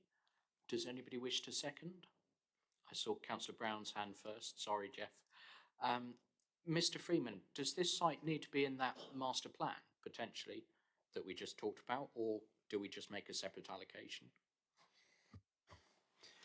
Chair, I would be minded to leave it as a separate allocation at this stage. I don't think the employment land is likely to generate sufficient value to contribute to delivery of infrastructure and wouldn't lead to a need for that necessarily, but we would need to ensure that there's linkages in terms of walking and cycling routes in and out of the site in case you have people working on this site that live within the residential allocation to the south. So we need to be mindful of that, but I would keep it separate at this stage and we can look at that. Okay, thank you, Mr. Freeman. In which case then we have a proposal validly made and seconded. Do any other members wish to speak? I see Jeff's poised to vote. Okay, in which case then the proposal from Councillor Davey is to allocate site 07 here. All those members in favour, please. That's 4. Those against? That's 2, and those abstaining? That's 3.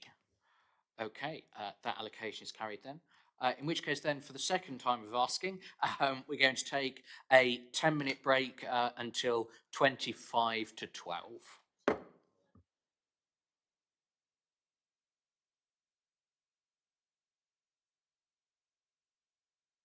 Sorry, quarter to 12.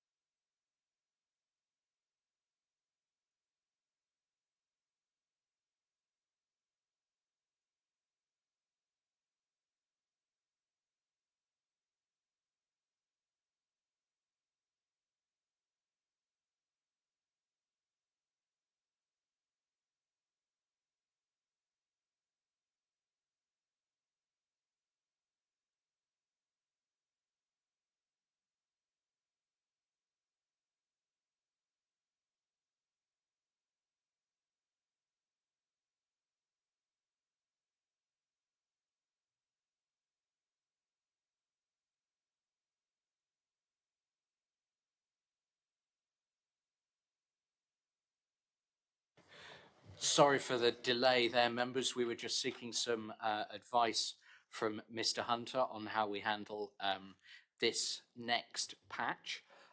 So we are on to Clyst St Mary. It would be yours, wouldn't it, Mike? Okay. Clyst St Mary then. Mike, anything? Not Mike. Matt, anything to say before we plough in? Okay, so Matt is deferring to Ed on this one.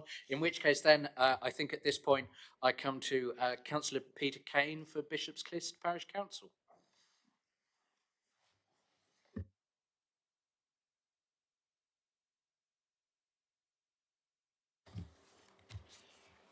Thank you, Chair. Good morning, committee. I'm Peter Kane, Chairman of the Bishop's Clyst Parish Council and a member of the Neighbourhood Planning Steering Committee. For the past 3 years, the Parish Council has been reviewing its neighbourhood plan, the methodology of which has included public consultations, a call for sites, a public exhibition, and we've also contracted AECOM, a highly reputable company, to conduct a strategic environment needs assessment. As a result, we have identified different sites to the ones identified in your site selection report, namely South 03 and a small portion of what I believe you've got up on there as South 11, though we might call it 11A. It's the part of 11 that adjoins 03. Site South 09 was rejected. Now, since then, we've also completed our Regulation 14 consultation, which evidences support for our proposals. What we have created is a strategic plan for Clyst St Mary that not only can deliver 70+ houses now, but also takes into account the health and well-being of our existing community by designing an infrastructure plan that will benefit them both now and in the future. I'm quite happy to give you more detailed overview of our proposals if you wish, but the benefits of our proposals compared to those in the site selection report I would list as follows. You might be interested in this, Chairman, from your last comment. Not only can we provide the number of dwellings required by the EDDC local plan right now, we could increase those numbers for you if you required them. Our strategic plan will more readily allow us to expand Clyst St Mary in the long term if and when required. Our proposals will also reduce the existing traffic congestion and traffic flows within the village itself, unlike the local plan proposals, which will increase the traffic flows. Our proposals will not impact on the existing drainage and sewage problems in the lower end of the village of Clyst St Mary, again, unlike the proposals within the local plan, which will only compound them. Our proposals also include the provision of a cycleway around Clyst St Mary, which will allow its continuation to Winslade Manor and Clyst St George, all of which we have been advised will complete this cycleway much quicker than the current plans currently do. Members of the committee, this, we believe, is a once-in-a-lifetime opportunity for Clyst St Mary. If it doesn't happen now, it won't happen at all. The choice is yours. It's sat in the palm of your hand. You can let it slip through your fingers like a young child on a beach lets sand run through its fingers. Or together we can grasp this opportunity for Clyst St Mary and make it happen. In conclusion, I would confirm that Bishop's Clyst Parish Council objects to the proposals within the East Devon local plan for its parish and would ask that EDDC defers the allocation of sites to those in our neighbourhood plan. Okay, thank you, Councillor Kane. Before we come on to the specific sites then, Mr. Freeman. Thank you, Chair. So I'm grateful to Councillor Kane for setting out the Parish Council's position on this. I've had a couple of meetings with the Parish Council recently about these issues because I think St Mary is in a fairly unique position in terms of this process, having recently published the Regulation 14 neighbourhood plan for consultation, which includes allocations within the village, making them the only community in East Devon to have a plan at that advanced stage that includes allocations. And so obviously it's important that the local plan works with the neighbourhood plan as much as is possible, and don't want to undermine what the community is trying to achieve here. So if we look at the plan, you'll see, I think, as officers and the community, we are in agreement that SOUT_03 is an appropriate allocation. Where there is disagreement is over the community wishing to allocate part of SOUT_11 to the north of that to create a link road through from the A305 to Bishop's Court Road. And this would be for the purpose, as I understand it, of preventing rat running through the village, which is caused at peak times primarily, I believe, due to queuing at the St Mary roundabout.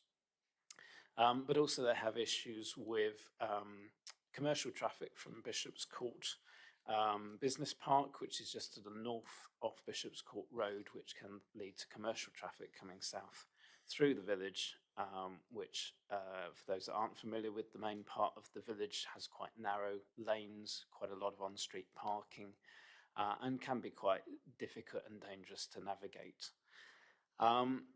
So for those reasons, I think the community would want to see us allocate SOUT03 or SOUT11, and to do so together to enable a road to be run through those two parcels and link those two roads. Now, the reason officers' assessment of sites doesn't reflect that as things stand is that we have some concerns with SOUT11 in terms of its visual impact on Bishop's Court Road, which, as you'll note from the plan, is quite rural at that point. In particular, there is a danger that SOUT11 sort of sits as a residential parcel almost in isolation when viewed from Bishop's Court Road. There are some views of the existing Cavanna Homes development, Three Spires, that you can see to the west of SOUT03 from there, but largely it's quite open countryside at that point with rising land up to the village. And that's why SOUT11 scored more lowly in terms of our assessment compared to SOUT03 and SOUT09. Now, SOUT09 is more centrally located within the village, but requires the demolition of an existing property, and there is some flooding of Town Lane that it would be accessed from, which I know has caused some concern in terms of the community as well. So SOUT09 is not without its challenges, but we felt on balance sat better within the context of the village. So that's really to explain the scoring and assessment as things stand in the papers. I think through discussions we've looked for reassurance about how SOUT11 could come forward and not lead to the concerns that we've raised. I think we've had some reassurance of that through discussions with the landowners and their agents a couple of weeks ago with the parish council, but I'm still not in a position where we feel comfortable allocating SOUT03 and SOUT11. I think there's still quite a lot of work that needs to be done in terms of master planning those sites, understanding how the community's aspirations could be achieved and the link road achieved. So, but equally mindful that we don't want to undermine what the community is trying to achieve. And I don't think, I think if we went ahead with SOUT03 and SOUT09, that's what would happen. And as I say, I don't feel comfortable from our assessment and looking at consistency with our assessments here and with other settlements that we could justify through the local plan, at least allocating SOUT11, albeit further work through the neighbourhood plan process may be able to justify that. So my recommendation is different here in terms of St Mary because of the unique situation in terms of where they are with their neighbourhood plan, being at Regulation 14 stage and including these allocations.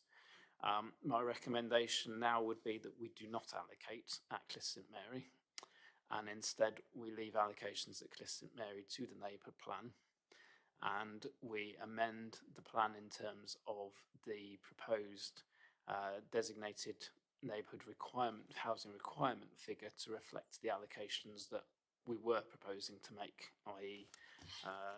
72 homes. This would leave Cliff St Mary as an anomaly, I suppose, in terms of how we've calculated our designated neighbourhood area requirement figures. But as I said earlier, I think Cliff St Mary is the only community that has a Regulation 14 consultation plan that includes allocations. So it is a one-off in terms of that. There are no other communities in that position to feel disadvantaged by that position. And I think it would ensure that we still meet our housing aspirations, I suppose, in terms of the numbers that we were looking to allocate at Cliff St Mary, but we leave the community to resolve exactly which sites, bearing in mind their aspirations for this link road through the neighbourhood plan.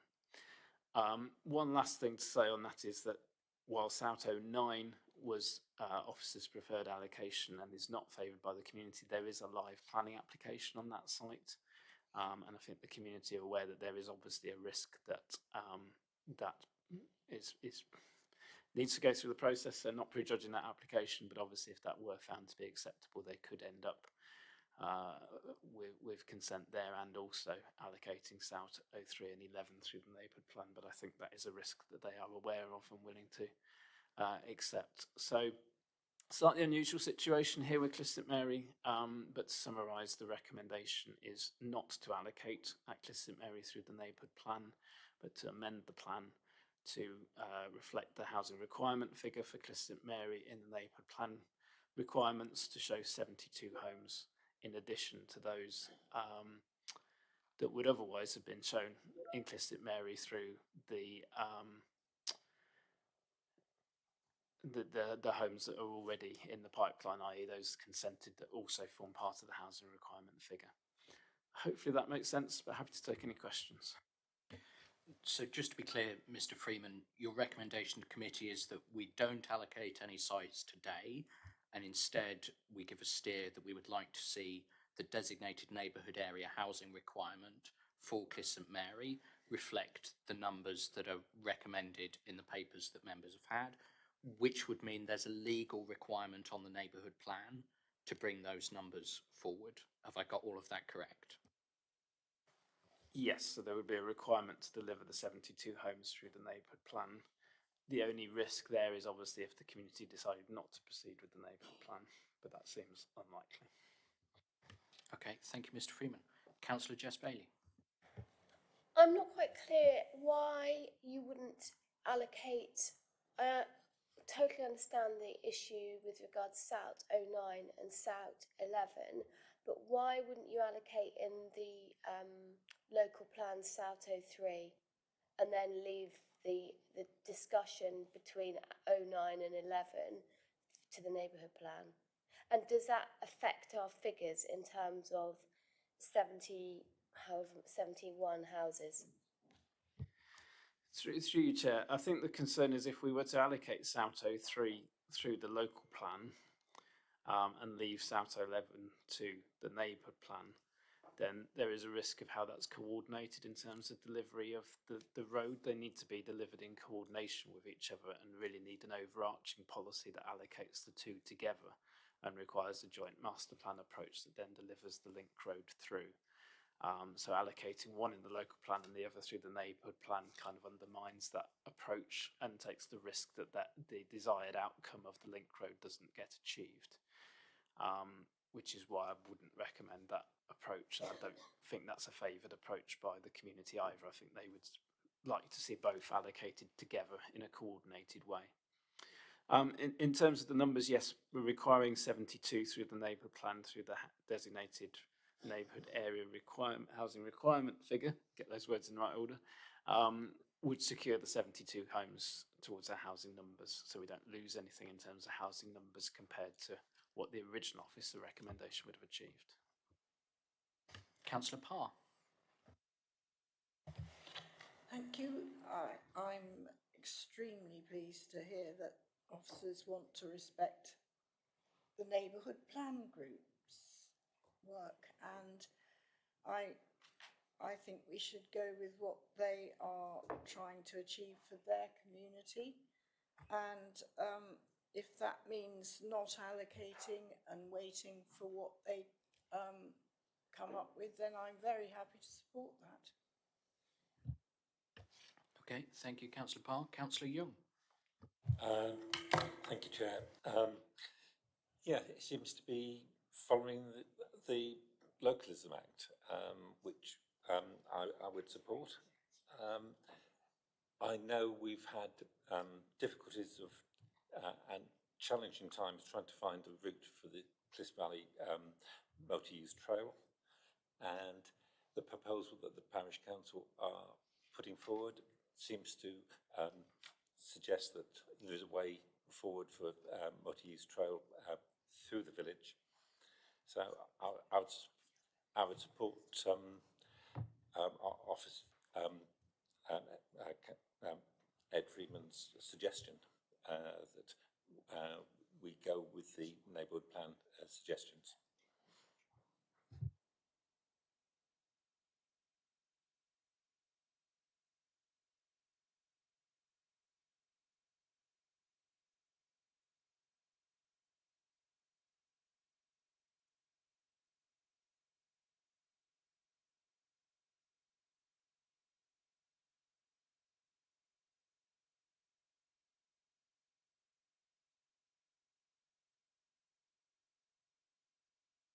Sorry, one moment, members.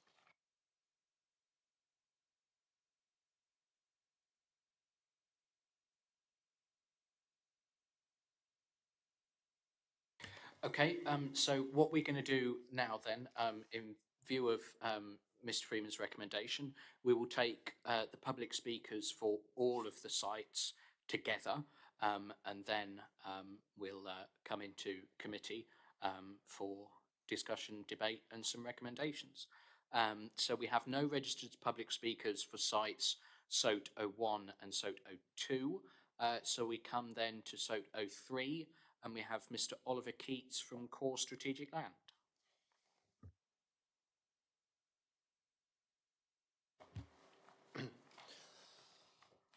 Good morning. I act for Core Strategic Land, who have an interest in the site known as SOUT 03, land north of Sidmouth Road. This site measures 1.85 hectares and is suitable for around 60 dwellings. The site, in my opinion, represents a logical extension to Clyst St Mary, with existing development to the immediate west and south, and up to the show site to the east, which offers a natural and defensive boundary. This is a very sustainable location for housing, with a bus stop, cycle path and footpath on Sidmouth Road immediately in front of the site, with good access to Clyst St Mary Village and beyond. A safe and convenient access to this site is technically possible off Sidmouth Road, an access which has been assessed by our highway engineers based on survey work and a technical appraisal. This site has been identified as a first choice housing site in the emerging East Devon local plan, a site which scored highly when assessed by the local planning authority. This site has also been identified in the draft version of the neighbourhood plan, published only in June of this year, as part of a larger development site, which includes the land to the immediate north of this site. Policy BIS C12 in the draft neighbourhood plan identifies this site, together with the land to the immediate north, for approximately 100 dwellings. I've met with the neighbourhood plan steering group several times to discuss this site, including access arrangements and other matters such as open space provision and pedestrian links. This site, known as SOUT 03 at Sidmouth Road, can come forward in such a way that the land to the north, forming the other part of the proposed neighbourhood plan residential development, would not be compromised or prejudiced in any way and could come forward too. I've received a positive pre-planning application response from the council, which provided an opportunity to discuss various technical issues, as well as the principle of this site. A full suite of surveys and assessments, including landscape impact, highways, drainage and ecology, have been undertaken, and there are no technical reasons why this site cannot be developed for housing. There are no environmental or other designations which would impact on this site being developed. Additionally, there is a willing landowner and no legal or other impediments to the site coming forward, so this site can deliver housing numbers, including affordable housing, to help the district meet its housing requirements. Other benefits of this development, as well as additional open market and affordable housing, include a section of the Clyst Valley ways cycle route, open space, play provision, other financial contributions, landscaping and biodiversity net gain. Thanks, Chair, for the opportunity today to put this site at Sidmouth Road forward as a suitable housing site in Clyst St Mary. Thank you, Mr. Keats. I was about to ask you to wrap up when you said thank you, Chair, so excellent timing, thank you. We come then in reference to site 09 to Mr. Stuart Hewlett.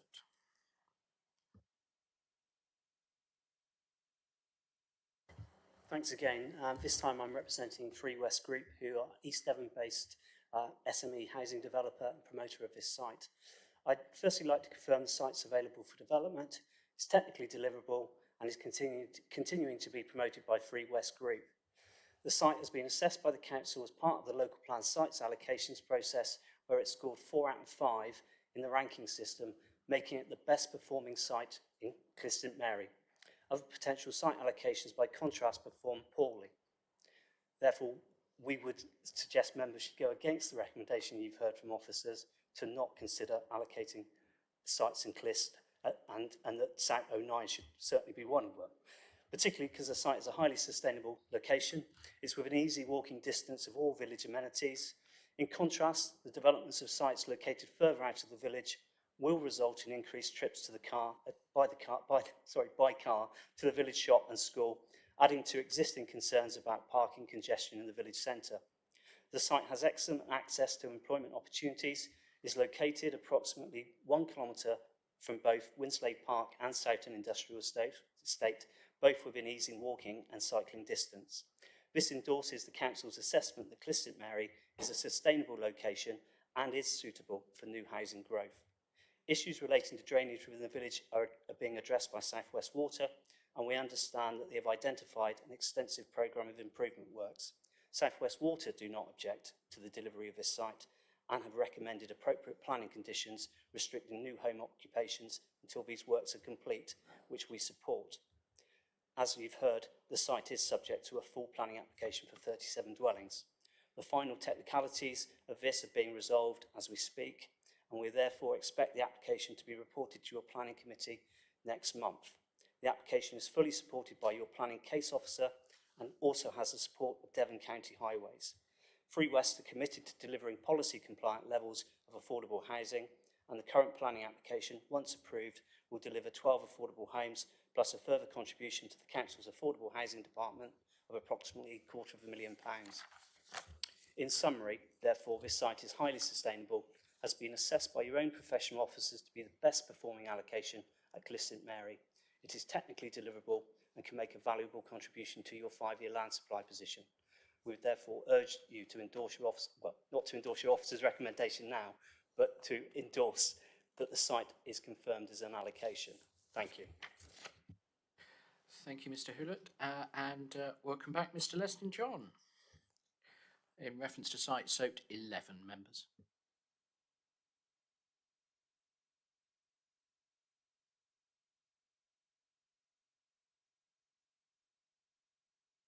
Thank you, committee. I represent the owner of SOUT 11. In this capacity, I'm speaking in support of the allocation of SOUT 11A, which is the area of land which lies to the south of Bishop's Court Lane and which adjoins SOUT 3. Together, these sites form the land which the Parish Council are proposing for residential development in their neighbourhood plan. We strongly support the Parish Council's proposals, and we remain keen to work with them to deliver their allocation. Well, we know obviously the recommendation from Mr. Freeman this morning, but we consider that the allocation of both sites as a single comprehensive scheme has the potential to deliver a number of important benefits. It will enable the provision of a 3 road across the land to connect Bishop's Court Lane to the north with the A3052 to the south. This will fulfil a long-standing objective for the residents of Clyst St Mary of alleviating traffic congestion and rat running through the village, which is already a significant problem and which will only get worse. It will help facilitate the provision of a deliverable cycle route for the Clyst Valley Regional Park, a long-standing objective of the District Council, part of its sustainable growth objectives for the West End. Recent discussions with your Green Infrastructure team confirms their support for this aspect of the proposals as a key enabler of north-south links from the airport via Winslade Park to Clyst St George and beyond. It is worth noting that we have had positive discussions with the Highways Authority on the possibilities which a new through road and cycle link along the lines we're proposing might offer. These are important benefits which can only be delivered via a single allocation and a single comprehensive scheme. The allocation solely of South 3 will lead to a smaller development, and the opportunity described may well be lost forever. Allocation of both sites will provide the additional housing you need in a sustainable location adjacent to a settlement which is well equipped with a range of facilities and close to employment locations such as Winslade Park. Members will appreciate that being proposed as a service village within your draft local plan and being close to Exeter, Clyst St Mary is an appropriate location to accommodate additional growth. A modest amount of additional housing in this location will underpin the council's housing strategy and help it defend against unwelcome proposals in other locations. We are confident that the allocation of both South 3 and South 11A can be achieved in a way which is compatible with the character of the Clyst Valley. Members will, I hope, have seen the master plan we've circulated recently, which shows how a residential scheme can be delivered in a way which delivers substantial landscaping, is attractive to both landowners, and delivers the road and cycle links, and does so in a manner which would avoid landscape harm to the area. In summary, there are strong arguments in support of allocating both South 11A and South 3 as a single allocation, and there is now a major opportunity to deliver real benefits to the local and wider community. I therefore ask the committee to allocate both sites together and to avoid relying on just one, South 3, the development of which will not really realise the significant opportunities I've described. The opportunity needs to be taken now for joint allocation so that the chance is not lost forever. Thank you. Thank you, Mr. John. Mr. Freeman, would you like to tell members what this pretty picture you've just shown us is? Yes, thank you, Chair. Just to reinforce what Mr. John was saying, this is the plan that I think was circulated via an email to all members, but for the purposes of the meeting, I thought we'd display it. So this shows the two parcels, South 03 and South 11A, and a potential sort of master plan showing the link road through the site and a mixture of residential parcels. I think the shading represents different densities of development and showing what could potentially be achieved across the two sites. Just for members' information, really to show, I think this is ongoing work that sort of helps to illustrate what the parish council are wanting to achieve in terms of a link road. As I said, our concerns with 11A is bringing residential development into what is currently quite a country lane with a quite rural feel to it. And I think needing sort of further evidence to understand how the character of the lane would be affected by this development and the impact of this, which was the reason why we weren't supportive of allocating it. As I said before, I think that is something that needs further work through the neighbourhood plan process, but if we weren't allocating it and were only allocating 3 as per the officer's recommendation, then that could scupper the community's aspirations for the link road, and hence the revised recommendation that's before you today. Okay, thank you, Mr. Freeman. So just to be clear, is it your advice that committee makes a steering vote here to say we want the DNA HR to be modified to include these houses, and then we go through each of these sites in turn and take a vote? Is that how we do this? My fear with that is that by agreeing the change to the designated neighbourhood housing area, you are in essence dismissing each of the sites. So I would suggest you go through the sites first, and in the event that what happens to the designated housing neighbourhood area then falls out of those votes rather than the other way around, if that makes sense. So my advice would be to vote on the sites in turn first, and then we look at the designated housing neighbourhood area depending on the outcome of that. Mr. Hunter, you broadly in agreement? Okay, fine. So we'll go through each of the sites in turn then, and then we'll consider the DNA HR question, which is a designated neighbourhood area housing requirement, but I'm fed up of saying designated neighbourhood area housing requirement, so I'm going to say DNA HR. So site 01 then, Councillor Howe. Well, I was quite like to speak on the whole lot. Go on then. But it's going to be easier if I do, sort of thing. And to back up what Mr. Freeman said, what the parish councillor said, and everything else, we are strategic planning here, and this is the first time we've had a parish council neighbourhood plan come forward that is doing exactly what we should be doing, thinking strategically what a community wants, how it wants to cope with the future, and actually deliver more homes than we were asking them anyway. You know, to vote against this would be bad for the local area, my ward.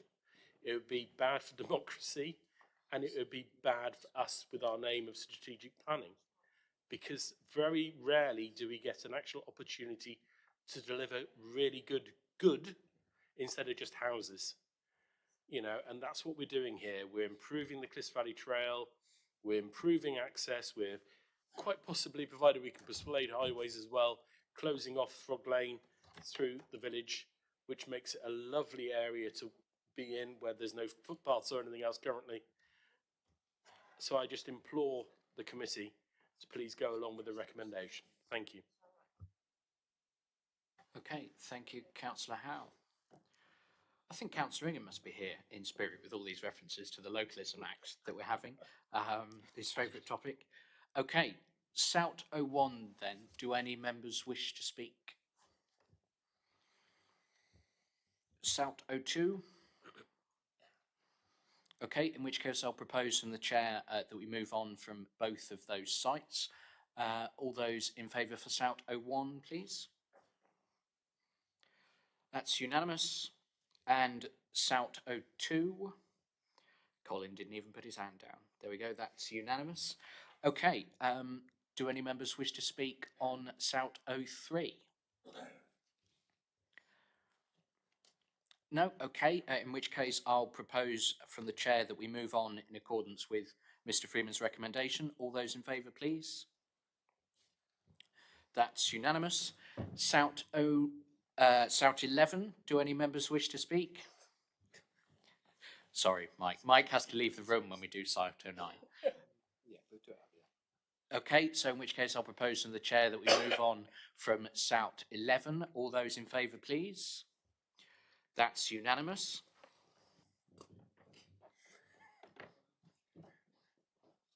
There's going to be even more musical chairs in a minute. SOUT 09, do any members wish to speak? Okay, in which case I will propose from the chair that we move on from this site in accordance with Mr. Freeman's recommendation. All those in favour, please? Okay, that's unanimous. Can somebody bring Mike back? Mike. Yes, we have to bring Mike back. Thank you, Debbie. Okay, in that case then, in accordance with Mr. Freeman's recommendation, Councillor Howe, would you like to propose that we amend the DNAHR? I would be delighted to recommend we amend the DNHR. Is that sufficient for you, Damien, or do you need anything more specific? Just to be clear, so the proposal, as I understand it, is to amend the designated neighbourhood housing area requirement figure for Cliffs St Mary to by an additional 72 homes to be allocated through the neighbourhood plan. As long as that's the designated neighbourhood area housing requirement, not the designated neighbourhood housing area requirement, then yes. And I will happily second Councillor Howe's proposal in that regard. Do any members wish to speak?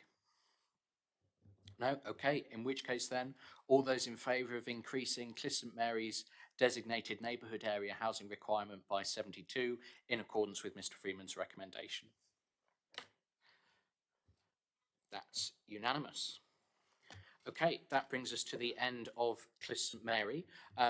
As the next site is Wimpole, I'm going to ask the Vice Chair to take us through this one. And I think I might go and sit down there, actually, for appearance's sake, as I won't be chairing this one. So 2 seconds, please, members, while I run away.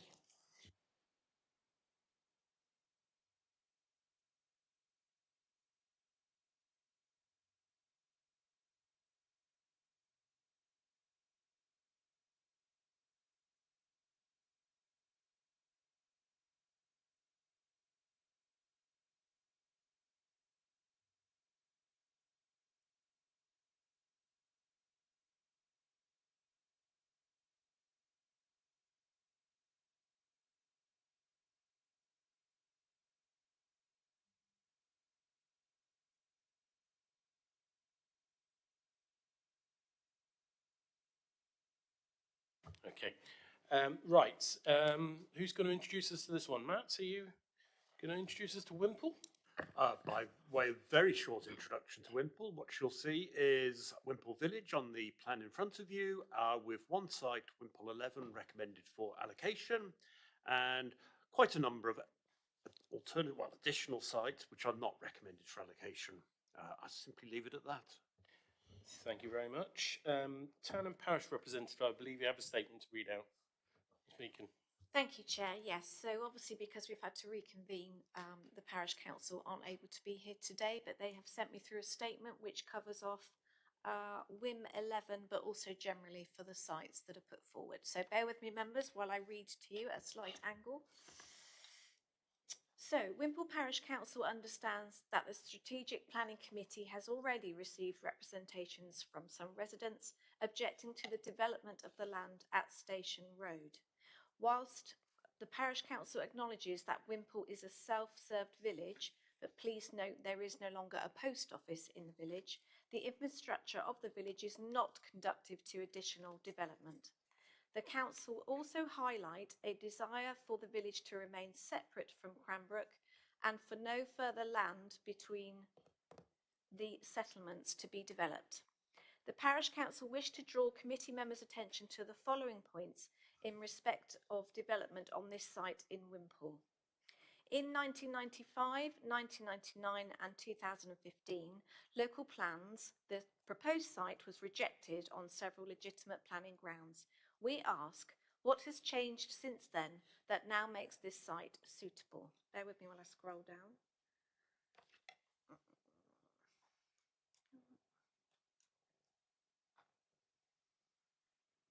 Dramatic pause. The second point, the site contains a number of mature trees, several of which have existing TPOs. The tree in middle of old cricket pitch is unique, mentioned in Wisden, and should be preserved as of historic importance. The DEFRA website shows the site and northeast of site as woodland priority habitat and woodland improvement area, priority habitat brackets woodland and orchard, and a National Habitat and Network Enhancement Zone 1. It is noted that the site is already subject to partial flooding confirmed by the Environment Agency, and any development would run the risk of adding to this with impact both on the site and further downstream. The exit from the site is onto a single track road with a blind corner. Not only would this create an immediate local problem, but the potential to add 33 houses on this site would seriously compromise an already congested exit route from the village, continuing through the centre of the village along Church Road and then onto the old London Road. There is no capacity to add a footpath to exit and continue from this site. Bear with me, sorry, I need to scroll again, I've got technical issues.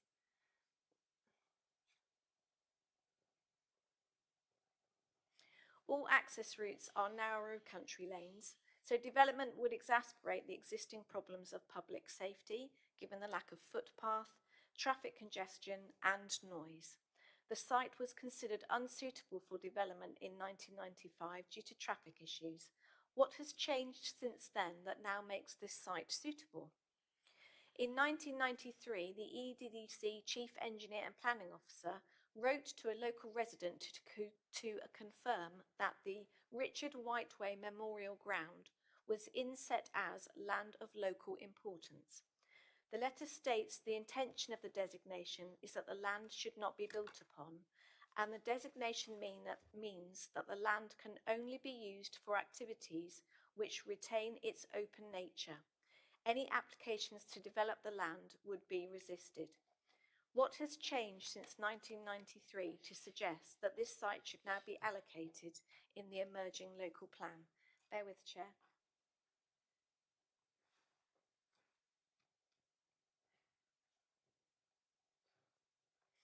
In respect of Wimple more generally, the Parish Council agrees that none of the other sites considered are suitable for development in Wimple. The potential second best sites, numbers 3, 7, 8 and 13, have a number of issues listed, which includes They're falling within the Wimpole critical drainage area, which means this catchment needs to be protected from development pressures, increased flood risk to surrounding properties, lack of open space in the village, sewerage system already at capacity, increased traffic along narrow roads, risk to school children from additional traffic as no footway along many of the village roads, loss of rural character, forms part of an important green wedge separating Wimpole from Cranbrook, and loss of historic orchards. Owners of the land alongside Church Road, exiting the village, have indicated that this land would be available for development. While EDDC has rejected this site, the parish council think that this should be reconsidered, as not only would it add to the congestion in the village, but would also enable the creation of a footpath along this road that pedestrians have to use in order to access bus services at Hand and Pen. And that concludes the statement from Wimpole Parish Council. Thank you, Chair. Thank you very much, Ms Beacon. At least that covers all the sites. I propose taking, as we have no speakers for most of these sites, the first three, WIMP 03, WIM 04 and WIM 07. All three are recommended for no allocation. And with no further speakers, Councillor Olive, where did he disappear to? Would you like to speak on any of those three? I've nothing to add to officer's recommendation at this time. That's lovely. In that case, if anyone else at committee wishes to speak, in that case, I'll move from the chair that we move on all three. Starting with first vote on WIM 03. Can I have a show of hands, please? Unanimous. WIM 04. Can I have a show of hands? Unanimous. And WIM 07? Unanimous. So those three carried. Right. WIM 08, Simon Coles.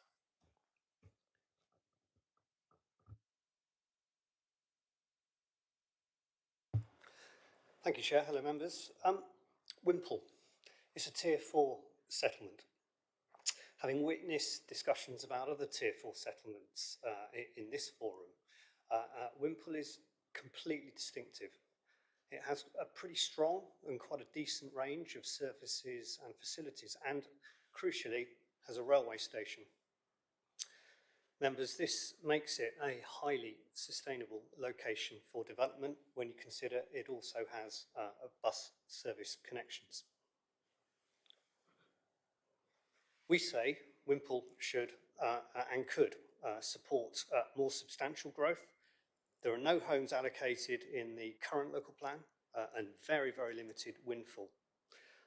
There is no way that Wimpole can currently meet the needs of its own housing requirement.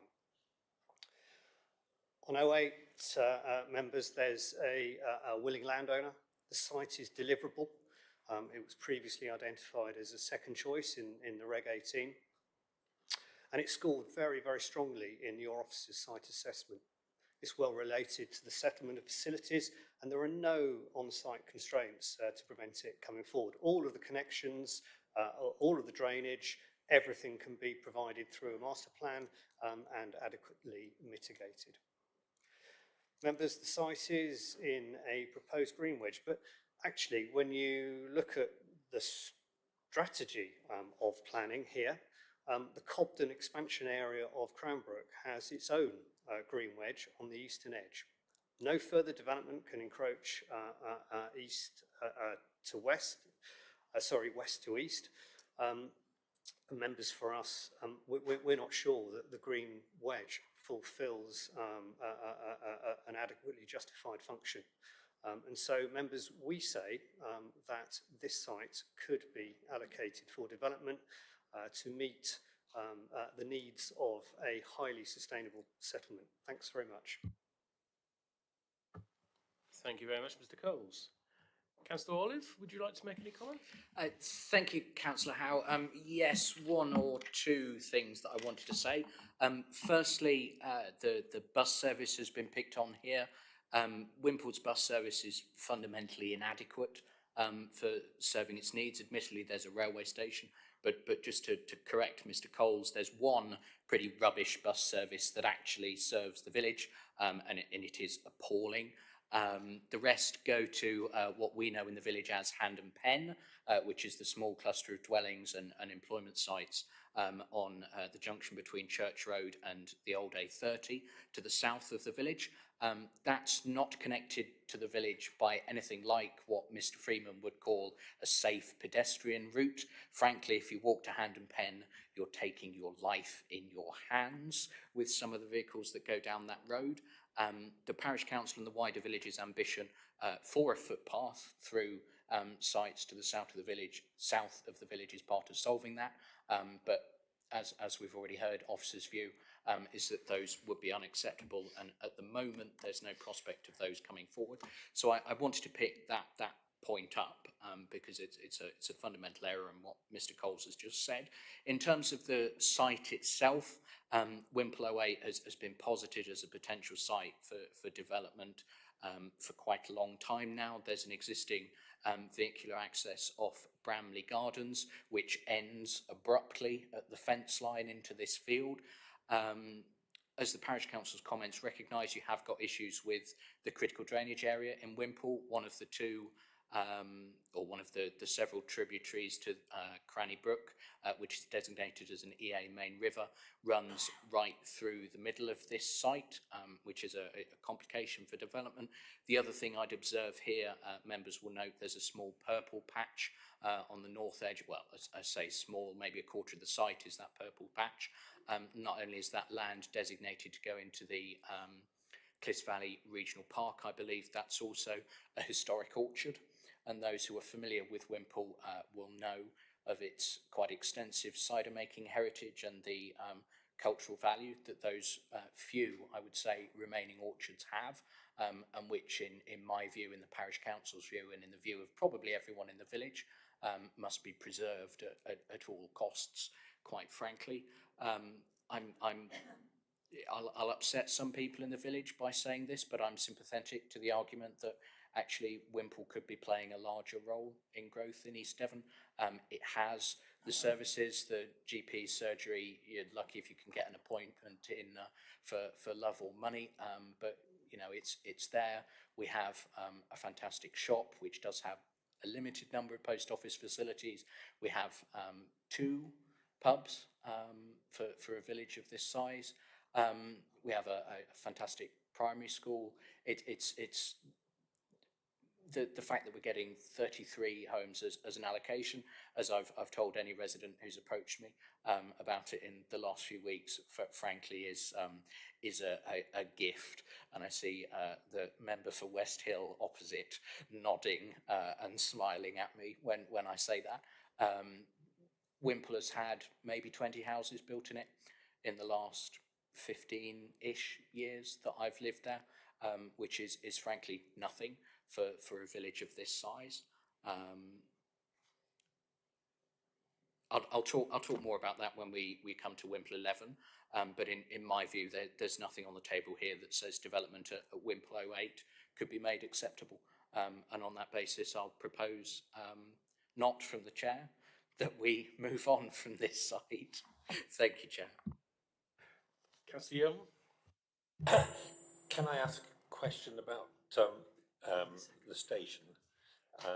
And I understand that not. So, Young, can I clarify first? Are you going to second Councillor Olive, or are you? I would second that, but I do need to ask the question about the railway and the number of trains that stop there. It seems that we are allocating 33 houses to a village with a railway station, but I do know there's a problem with the number of trains that do stop there, so that might be a reason why we're only allocating 33. I think that's a separate question for when we get onto a later site. That's not the question on this site in particular. All right? But you're happy to second. Thank you. Any other speakers? Councillor Bailey. No, I'm just happy to move on from this, but I do take on board Councillor Olive's comment about 33 houses. And yeah, I'll be interested to hear his comments on the other sites. Thank you. Thank you very much. Then in that case, we have a proposal to move on. Can I have a show of hands, please? Unanimous. Thank you. WIMP 09 and 10. Both no speakers on them. So, Councillor Olive, any comments on the 9 and 10? No, nothing particularly to add. 9 again is an orchard. You'd upset an awful lot of people knocking that down. Thank you very much. In that case, I'll move from the chair that we move on for these two. Can I have a show of hands for WIM 09, please? And then WIM 010. Unanimous on both. Thank you very much. We'll next go to WIMP 13 and 14 we can do. Both no speakers on either of these two. Councillor Olive again, any thoughts on these two? No, nothing to add. WIM 14 is ridiculous. Always nice to know. In that case, I'll move again from the chair that we move on from these two. Can I have a show of hands, please, from WIM 13 and again for WIM 14? Unanimous, apart from Councillor Young. You abstaining? Abstain on that one? Okay. On both or just the last one? On both. 13 and 14. All right. And then in that case, we will move to WIM 11. I think he wants to speak first. Yeah, do I not get to speak as a member of the public after Mr. Coles? Yes. Yeah.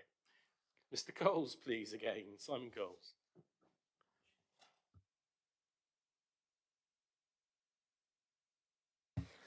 Thanks, Chair. Members, your officer's report sums it up pretty well, as far as I'm concerned. It says the site is considered to be the best option for accommodating an appropriate scale of development for Wimple. It's well related to the existing settlement pattern and benefits from relatively good pedestrian access to facilities in the village centre. Although the northern part of the site is at risk of flooding, there is potential for the development of around 30 dwellings on the remainder of the site. So that's really where your officers see things.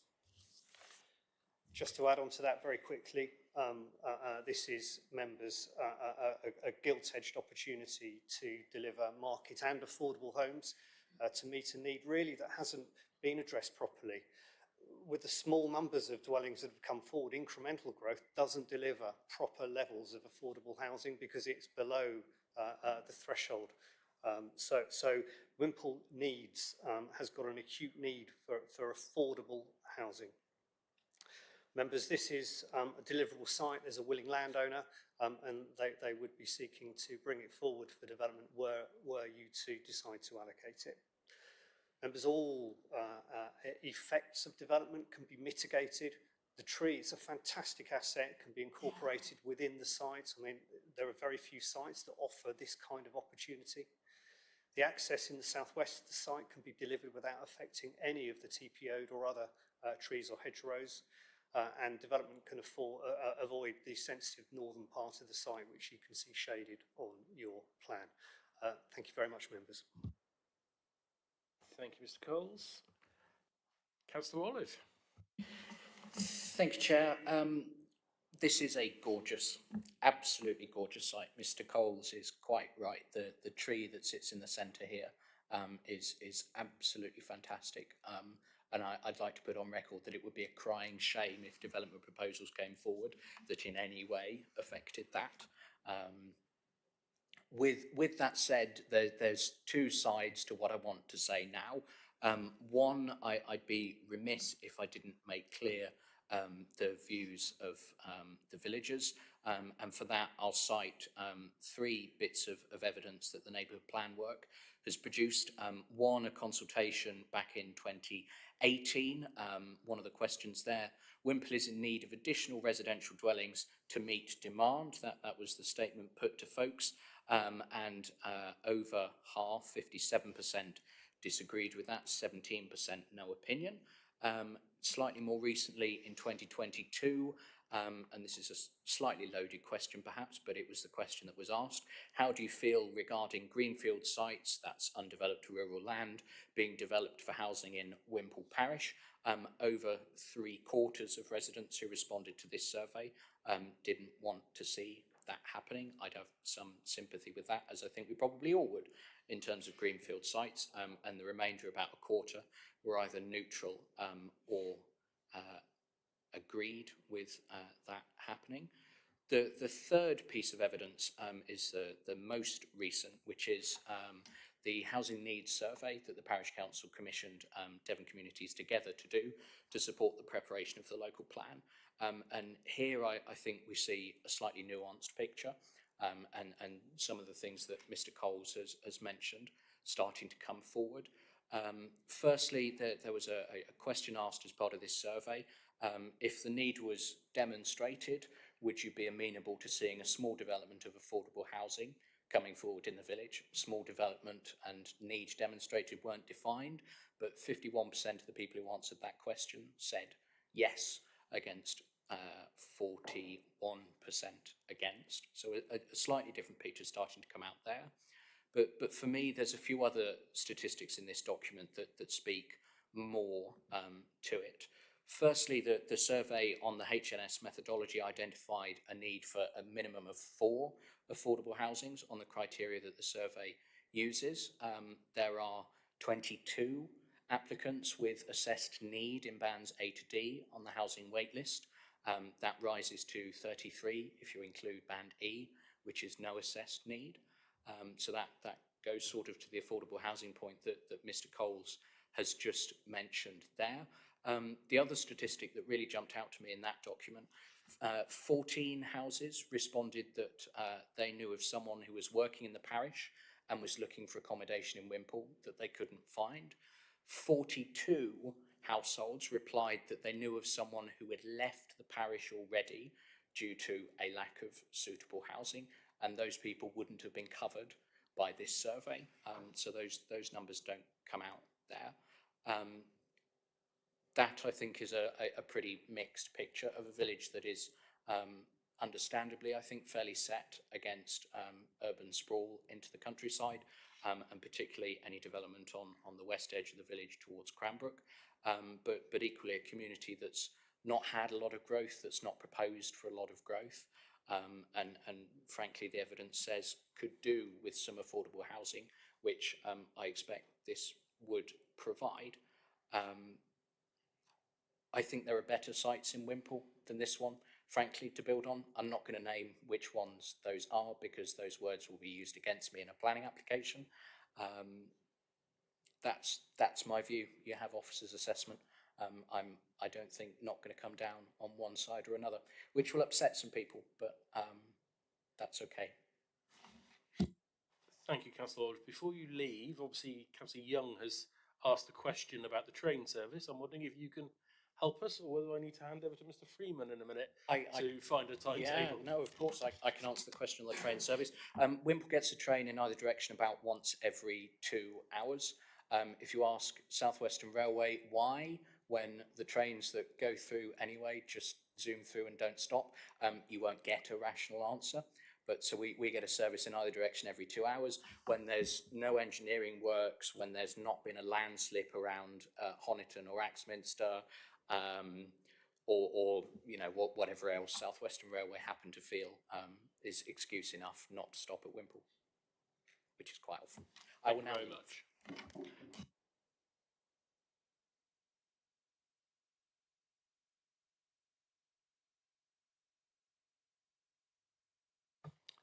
Right, committee. Anyone wish to kick us off? No, in that case, I'll move from the chair then that we accept WIM 11 as an allocation. You wish to take a vote? No one wants to speak, so in that case, let's have a show of hands for WIM 11.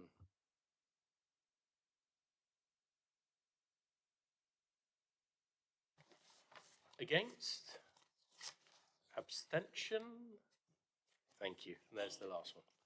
In that case, thank you very much. Can someone grab? I'll do that. Oh, thank you ever so much. And I'm handing back to him anyway now, so it's me out of the chair.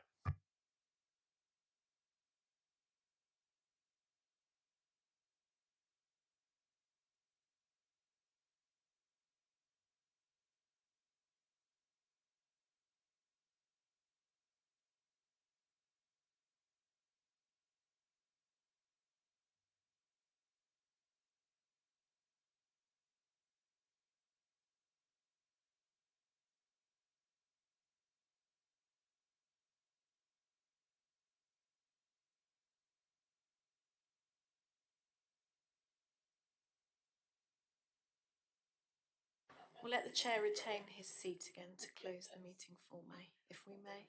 Thank you.